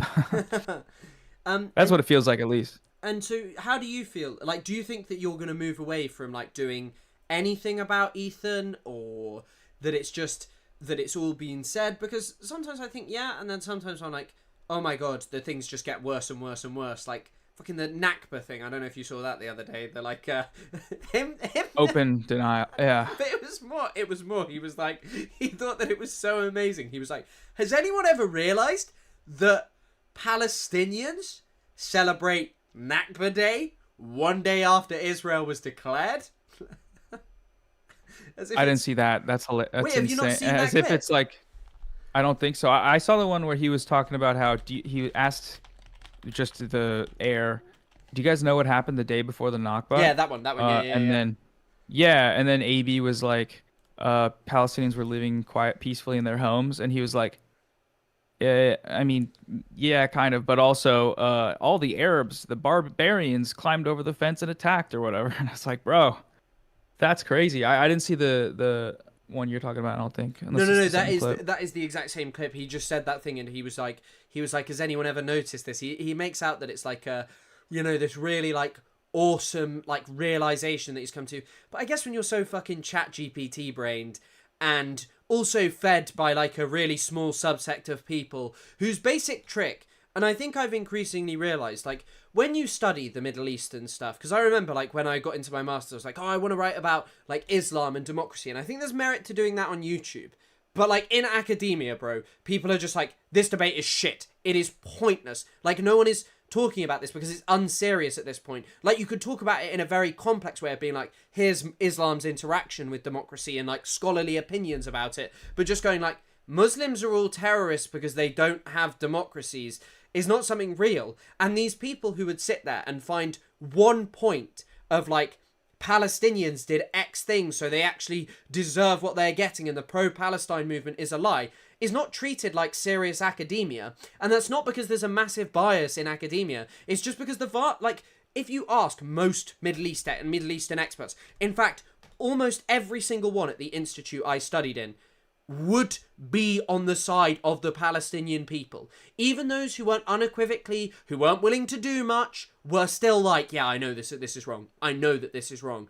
Because they've read this. Because they have some understanding that, like, structurally, you cannot ever fucking compare like a singular act of political violence, or even multiple acts of political violence, even ones that are bloody, like very, very bloody, to a structure of everyday violence that is benign. And I think, I don't know if I talked about this to you, but with like one of the best takes I heard on Luigi Mangione is, it is bad for people to get shot in the street. That is true, that it is bad. But at the same time, is Luigi's act really something that is so much more extreme than what the healthcare system does in America, and the kind of unspectacular violence that is not killing someone in the street, but is killing tens of thousands, if not hundreds of thousands of poor people who can't get healthcare? Is that not a violent act that should also be like, hey, actually, that's more fucked up? Like, objectively, that's more fucked up. And so when you kind of just have these people who are like, well, the Palestinians actually did this, it's just so unserious, if you know what I mean. Yeah, that's why I appreciate a lot of what you and a couple of people that sort of inject an academic understanding into the space, because, like you're saying, anyone that thinks and reads about this you can't make these moronic arguments and making them in a context of like a genocide. Like, these are the dumb propaganda talking points that the genocide propagandists use. I mean, it's just insanity. But then coming along and I mean, I think this is the most compelling, I guess, argument for continuing to cover people like this when they spread propaganda, is that it's like, first of all, easy to debunk and respond to, but second of all, kind of just self-evidently insane. And the fact that it is so widely spread on YouTube is like, it can the tide can turn on that. There's always going to be people that are just not engaged politically and are just there for the entertainment. But when you acknowledge the facts, there's no debating the history. There's no debating the morality of the talking points he's bringing. So if we can use that, I guess, to gain more traction, I go back and forth on it, because a lot of times I'm like, the more I'll read in the vein of the drama, the more I'll be discouraged. But then, I don't know, it is infinitely more applicable to the platform to say, all right, let's just tap into this, even if it might be feeding him content, which is another consideration that I have. I'm like, dude, if I talk about him, he's going to talk about me and this for forever. And on the one hand, I don't want that, because it just I'm playing into their hand of like, oh, they are making money off of this. They don't really care about this deep down, probably. But on the other hand, it's like, well, if this exchange happens and he reacts to a video where I'm showing footage of the genocide, something he never shows his audience, maybe some of the people in the audience will have an ounce of sympathy for Palestinians, because they probably don't see. I mean, I'm assuming they all know. They all know for sure. They just don't care. But there is a sense of online echo chamber where if all you're ever seeing is your favorite content creator attack Hamas and attack Palestinian resistance and attack Palestinian advocates, then you're going to develop a sense of jadedness that is going to potentially be changed by seeing footage of the reality, seeing footage of Gaza. And so, yeah, I guess, I don't know. I go back and forth with it, but anytime I talk to, it depends on who I talk to, but ultimately, yeah, just the propaganda is so, it makes me angry. And I think that's a genuinely helpful, motivating factor to be like, how in 2025 can we be spreading these lies? And especially in this context where the same lies are just, it's just a mechanized killing machine that's being obfuscated by whatever single acts of propaganda or single facts can be twisted all the way around into absolving Israel from the blame for committing genocide, like the starvation denial, Hamas stealing aid, whatever lies that they want to tell, whatever tiny shred of truth there is to it, pulled to the fullest extent. Yeah, I think, like, I don't know, you are making me want to do another video. I had some planned on him, but yeah. I think at some point we'll, yeah, definitely. Well, I think, yeah, I don't know. I think the other thing is that sometimes it's like, it's easy to forget that YouTube, and I don't think the Palestinian cause should ever be reduced to this, but there's always an element of people, you need to make people watch in some kind of way. And I don't think that should be discounted when you consider that so many fucking right-wingers, and maybe you can end up buying into the same kind of enjoyment that they're selling. And maybe that's not the best, and maybe debates sometimes do that, and I think that they probably do, but at the same time I see it also as a way to engage more people, to bring people in, and that perhaps one day it's right to abandon them, but like at a certain point it's also like actually people want to see this, and people are interested in it. But at the same time, like this media is an entertainment thing, and I don't, and never ever should that mean that you back down on your politics. But if you can blend with that entertainment serious politics, and you're like overzealots and myself, but also you're inserting like information and this stuff that people would have ignored for years, like, and you think about this as well, this is emerging media, and like mainstream media has of course failed. But I was just even thinking back to it, in the 1970s there was a report that Israel had tortured was using mass systemic torture. Only the Sunday Times out of every major newspaper chose to pick it up. Edward Said writes about this.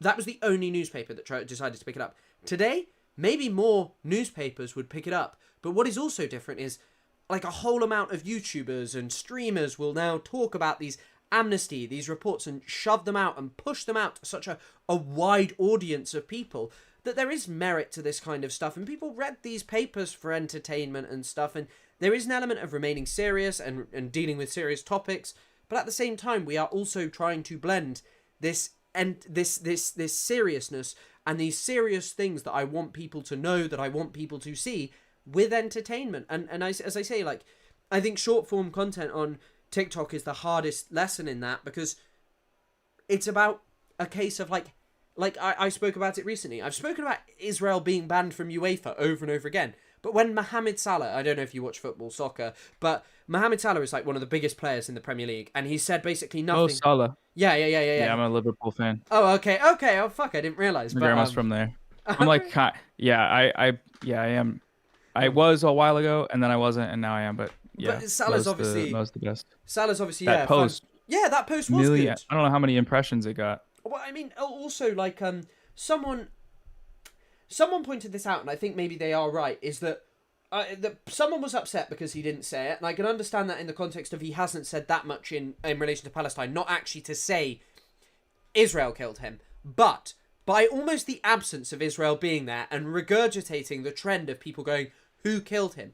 In some ways, that was probably like a very powerful act. That just by virtue of repeating that specifically and being unequivocally like, I feel this way, and especially like his influence on like fucking Liverpool regarding Muslims. There's a really funny content creator called Jonathan Morley, who people always like repost like videos of him being happy when something heinous happens. But anyway, he like someone dug out his old tweets about like fucking talking about being inappropriate about Muslims when he was young, granted. But then there's like a tweet from just like a few years later after Salah was playing for Liverpool.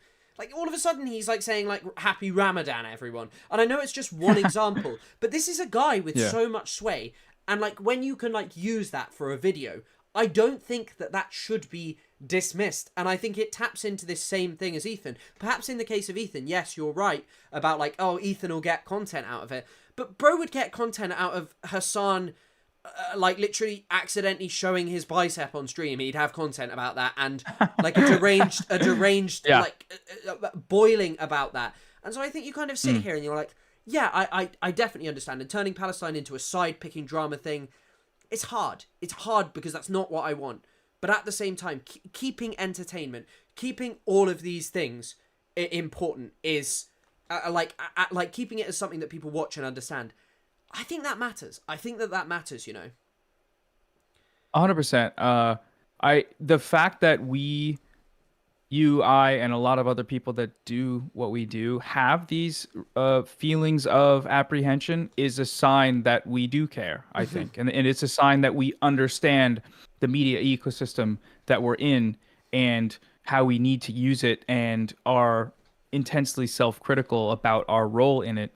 But, I mean, yeah, you're right. Like the most significant way we can affect this propaganda ecosystem is by doing what we've been doing, is by reaching audiences on YouTube. That's the medium we use. That's the medium you use now, and you're doing great on it. And I mean, TikTok, yeah, like short form content is such I can't even imagine how frustrating it is given just the way the medium works in terms of showing people stuff and how hit and miss it can be, and the way YouTube is changing as well. I mean, when I open YouTube, I see YouTube Shorts on there, and I asked them to stop showing me, but they still show it to me. And recently, a report from YouTube itself showed that the largest, I think, the most prominent platform of YouTube consumption is YouTube TV now. So people are opening up on their TVs more than phone and computer, which is a pretty big deal. And it changes, like, maybe I should export in 4K now or focus more on like graphic, because they're going to be watched on their TV. Yeah. But anyways, all that aside, like, our contribution is on these platforms. So yeah, the most change we can affect is, I mean, literally, we're talking to Ethan. When we make a video, we're talking to him. Because he's going to play the video, and I mean, if it's damning, he'll just ignore it. That's kind of the selective, selecting what you can respond to is a smart way to keep your grift going or whatever. But it is a conversation, and yeah, I don't know, like, this is reinstilling in me the kind of more glass, the water side of the half of glass, water glass. You know what I mean? Like the one that's full. Because, like, I don't know, it's I've just been frustrated, so it's nice to hear this kind of this line of thinking validated in a way. I mean, as you're saying, it's hard, but, like, even fucking, like, take Bad Empanada, right? Like, I don't know, someone once told me he only has an undergraduate degree, which kind of fucking shocked me, because Bad Empanada seems like a fucking serious academic. He's actually very talented at what he does. Like, I know I know, like, sometimes how he conducts himself really causes people to, like, balk at him, and I think sometimes maybe I would not say the things that Bad Empanada says on the internet, but at the same time, the guy is so fucking talented, and his earlier videos are such clear proof of that. Not that his current videos are not, but look, like, Bad Empanada now is, like, pumping out fucking tons of, like, drama related short stuff to be like, hey, this guy, and, like, unequivocally calling people, like, a genocide denier, like, all of these things, and it is, like, using his platform in that way. And I think you kind of see, like, the blend of, like, Bad Empanada made really good videos for a very, very, very long time and had attention, but, like, now Bad Empanada has blown himself up as someone who, like, even when I'm on YouTube, on TikTok, like, I get these people who are like, Bad Empanada is the most evil man on earth. Like, the most evil man. Like, I can't believe you're sweeping for him. And it's just like, bro, like, I think realistically, like, Bad Empanada is not a paedophile. Bad Empanada has never been, like, unequivocally racist on his platform. Like, used it to just say, slurs and influence young children into thinking that it, like, shock jock right-wing humor's really fucking funny for years. So, like, I'm not going to sit there and be like, this guy's the worst man in the world. Every one of his ops are pedophiles or racist or rapists or, like, it's crazy the types of opposition that, I guess it's also, by extension, ops of Hassan. It's like, these guys are freaks. But the smoke isn't for them. It's for Bad Empanada being edgy on Twitter about Israelis or whatever. Well, I mean, yeah, also, I think it's just... I think also people see Hassan, and probably you as well, like, they really don't like it to see, like, a man who they'd probably think, like, generally more associated with right-wing content, like, good-looking, muscular, all of these things. People, and that's, like, I guess some of these articles that Hassan has It's you written too. about I saw your story today. Yeah, that's the engagement baiting. Well, that's the thing I've started to clock about Hassan. That is why he does that. Why he posts, like, here's a workout video, because all of a sudden, like, yesterday's video about, like, hey, I'm streaming with Overzealots had fucking, like, 1,000 views after 24 hours. That one has 5,000 views in, like, really quickly. And because my friend was talking about it, she's a journalist in the West Bank, and she posted a video of a dog in the West Bank, and all of a sudden people were fucking, like, she was like, my video now has 100,000, like, no, like, a huge amount, I mean, tens of thousands of views. Aside from that, don't see it. But, like, I think especially with, like, people are upset because quite often these right-wingers are not in the shape that you would sort of associate with being, like, these right-wing giga-chads, and they look at someone who is like that and see them not regurgitating what they want to hear, and it upsets them, because they see, like, also this categorical failure in themselves. Like, people who are, like, I don't know.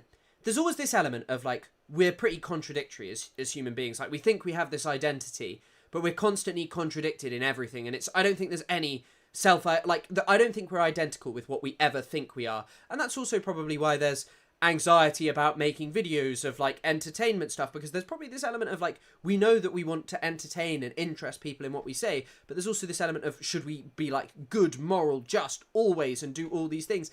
And I think it's also this realization that no one is self-identical. But for a lot of these fucking right-wingers, that is just too traumatic to realize. They'll never realize that like the West is not good, moral and strong, and that America is not good, just and moral just because you were told it was, and that identity doesn't exist of strong, nice, kind Western society and bad, evil, barbarous Arabs. Like, everyone is just a human being, like, failing to this certain extent.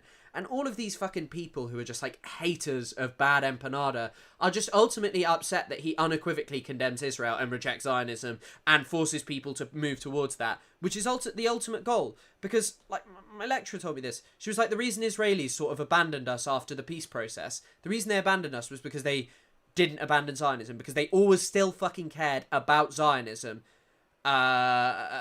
Because they still care, because they still believe in this idea that Israel had a right to exist, they'll never be able to reconcile the fact of like Palestinians have suffered, you know? Yeah, it's another front in a war, the ideological war, as like cringe as it can be say to like the war of ideas. It's literally, you know, the way perceptions are shaped, public perception about Israel, and the way consent is manufactured historically and now. It is quite literally our duty, like our moral duty, to try and fight against that. And the best way we can do that is social media. And it is like, I don't know, being, you know, like you're saying, Bada Banada, I think has been the most successful because he's right and he's principled and he doesn't pull any punches. And then when people come after him, they like, he's destroyed the careers of so many people that are just like Zionist freaks that are all orbiters of the worst people on the planet. And so when people come they comment, like a lot of people in the video I did, the YouTubers are back to genocide, immediately wrote the video off by saying that I cited Bad Empanada. So I'm like, the video is wrong, I'm bad. And it's kind of like, it's a way to filter out the serious people from the unserious people. But then when those interactions continue on, you know, his channel, he's making videos about their favorite content creators, and, you know, the arguments repeatedly fail. The Zionist arguments repeatedly fail. The propaganda crumbles because it's being attacked. And we have the upper hand in the fact that there's truth to what we're fighting for. And like when, you know, the Nelk boys have Netanyahu on, initially I was like, this is crazy. I'm kind of mad. Why would you do this? But then I saw what they asked and I saw the response overwhelmingly being like, what the fuck? Either this guy's a, you know, genocidal maniac, this guy's Hitler, why are you doing this? Or people, you know, trying to get in his ear and trying and failing to, you know, shape their perception in some kind of like, even the anti-Semites came in and were like, be like just talking about what Israel is doing. And it's like, when this stuff is out there, the more it's talked about, the more it breaks down. And I don't know. Yeah, it's like I'm a huge. Since day one I've been like, Bad Empanada's the guy, and he's right now the cultural cachet of YouTube. At least when I started, it was like Vosh was the big political guy, and anyone that was to the left of him was a tanky, and that was supposed to be like, if you were an anti-imperial creator, you were now also a Uyghur genocide proponent and a Stalinist. Even though generally nobody ever really talked about that except like fringe people on Twitter. But vindicated, history has vindicated him with also the pedophile accusations too. It's always funny to see that, where it's like, you know, every day a new Discord, it's always a Discord screenshot or a screenshot from some weird chat that shows somebody preying on minors. And yeah, I don't know. I think what you're doing and what all these people are doing at the same time it's a good concerted effort. And yeah, I mean, just keep it up. And I'll keep it up. Yeah, well, I guess that's probably a good point to sort of like leave it for today. I mean, it's been lovely having you on. I don't know if ever again you'd be interested in doing this and coming back on at maybe some point in the future if you have time. Yeah, absolutely. What I was going to say was, oh, sorry. I recorded. No, yeah, you're good. I recorded this. I have a second channel. I'm probably going to cut down some sections from this and post them on there. Are you doing that yet? Because you've been streaming. But I'm literally just in the process of talking to someone. But please feel free to do that. And like, because I'm in the process of starting a live channel, and to be honest, I was going to edit it myself, but one of the things I'm starting to notice is a bit of a fucking problem is trying to make a video whilst also trying to stream, because the video writing takes time. It takes time to be in the mindset, and especially because I treat the first write like an essay. And for when my next video is not really about Palestine, it's more about like the Middle East and the UAE and democracy and stuff, and kind of doing that stuff is like a bit like, holy shit, I feel a bit worried about this, I feel a bit unnerved, and like whilst you're streaming at the same time, it's like, oh god. And so throwing into the mix, like editing on top of that as well, editing like these things. So hopefully what I'm going to do is have someone edit it, but please feel free to upload it. I'd love that, to be honest. What is the second channel name though? It's called Noah Time. It's like I used to do vlogs on it, and kind of like I would do cleaning chores videos, and I would talk about the manosphere more. I haven't posted on it in a year, but I'm like relaunching it, and I'm gonna just do stream segments and stuff, kind of like how people do their live channels. But I mean, I feel the same way. I'm writing a few different videos, and it's like the mental effort and you're writing, researching, editing, writing, research, editing, whatever order, and it takes so much. And yeah, editing on top of it. Like today, I'll probably edit this. And I'm looking into hiring editing or having some friends do it. But it is, yeah, I think the more we can do to get stuff out there and have also a stable source of income, because Patreon and whatnot, I don't know, it's helpful to have that. Yeah, that's exactly do you not use Patreon already? I do, but I am trying to build it up more so I don't have to rely on sponsors, because I don't like, okay, if they're listening, Ground News, close your ears, but I don't like having sponsors in videos. I don't like how it breaks the videos up, and especially if it's like, heavy subject matter. So yeah, I mean, Patreon, I'm trying to build that up, but in the meantime, yeah, streaming channel. I don't know, it's just the smart thing to do, I feel like, because you can, a lot of my friends are doing stream channels, and they'll do like it's just like a 50-minute rambling video, but because the title thumbnail is good, it'll get good views. So like, yeah, that's where you can lean more into the drama and the slop, I feel like. I think as well, like, I've had so many good segments that people would want to see as like a fucking full video, but all I need to do is just like, just find someone. Well, I have someone who's happy to do it, and then just like, obviously it's just going to be like a case of just, to be honest, I'd just say like, obviously, because YouTube, when you're just starting, it's not like mega money, but like all I just say is like, just take fucking half the revenue, if not more, because you're the one doing all the fucking work. It's just like a pre-recorded thing of me. But like, yeah, I mean, so I guess Noah Time is the thing you want to shout out, right? Yes. Okay, I'm gonna link it in chat. But yeah, that'd be amazing. I'd love you to upload it. And honestly, I was just looking at the channel. The shred is incredible 10 months ago. Oh yeah, thanks. Yeah, I was in good shape, and I've been a little bit out of shape lately, but I forgot I was doing like self-help content borderline, which is it's just funny that I spent a lot of time doing that, but yeah, think it's gotta get back to that. I think it's interesting stuff, and I mean, people watch so much stuff on YouTube. I think putting that kind of stuff out is interesting. I always wanted to make a video because there's some gym guy was once asking this, and I knew the answer bizarrely. I don't actually know much about it, but someone was like, "Why are there some leftists who genuinely think going to the gym is bad?" And it comes from like a Gambin. And he talked about like biopower and self-discipline, and how like running and all this stuff is actually bad for you. I think he also went pretty crank, went crank after COVID. Like, he's one of the philosophers still like around who made good work a while ago, and now just posts like about how he is and just posts like now about how like COVID was all made up. And he started with fitness content, or no. So Agamben transitioned into that, Agamben is like a very famous philosopher, Giorgio Agamben, but he was like someone who is very anti like the gym as like a once like a known leftist, and he's like probably the only person who's like spoken about this a lot. But then in recent years he became like a crank who's like, I think he makes like YouTube videos. His most famous concept is bare life and the state of exception. Those are the two very famous ones. But then all of a sudden he became very anti COVID and all these things, but he would like talk about how the gym and all this stuff is terrible for leftists.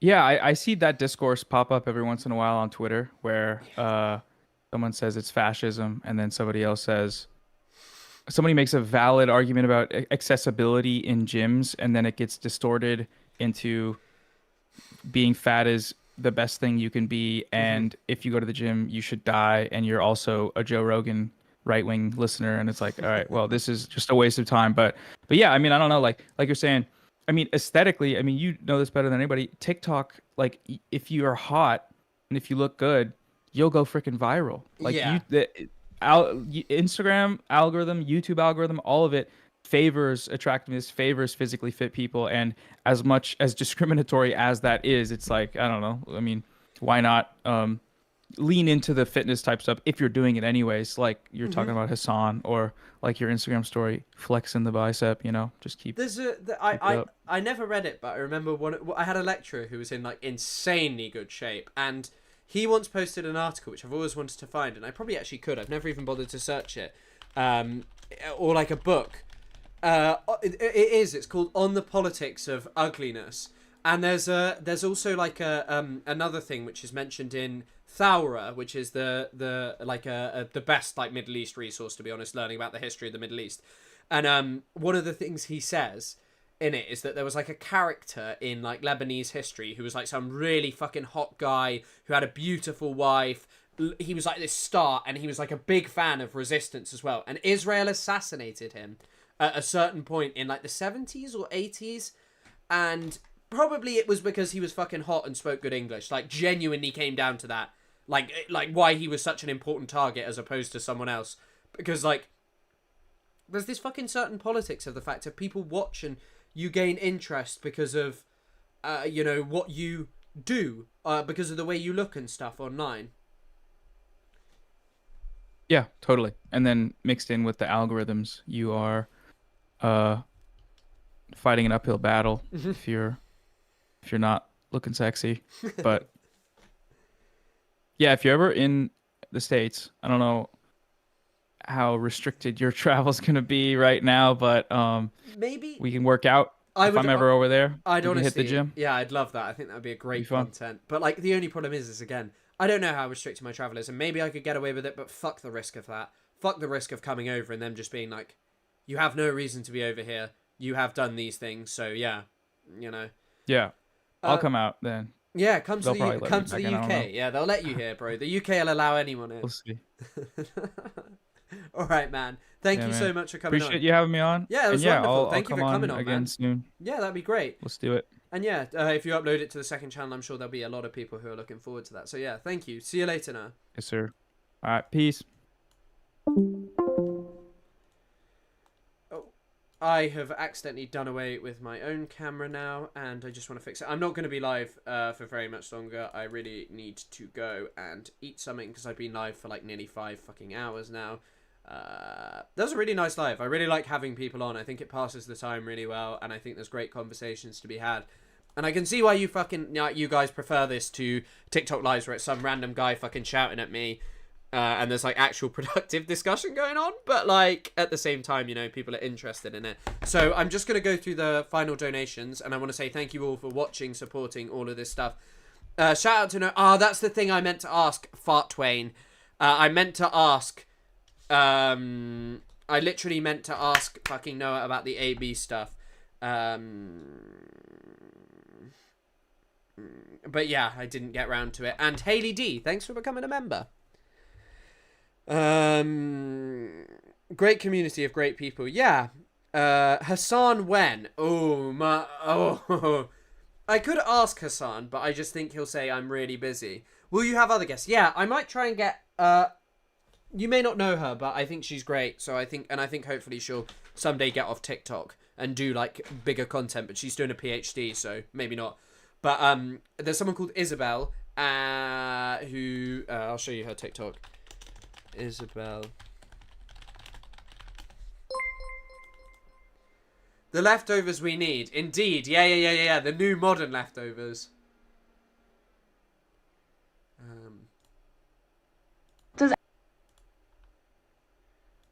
I just got caught in the rain. Isabel. Some of you probably know her. She's been away, so video performance is difficult, but she's just... Oh, I can't play this, but she just does like videos that I think keep people interested, and she's very clever as well, so I think I'd love to have her on at some point if you'd be interested. Well, I'd have her on anyway. But, yeah, I think I'll leave it here. Thank you all for coming on, and I hope you have a lovely weekend. I'm not going to be live until Monday again, but yeah. Oh, I can't play this, but she just does, like, videos that I think keep people interested, and she's very clever as well, so I think I'd love to have her on at some point if you'd be interested. Well, I'd have her on anyway.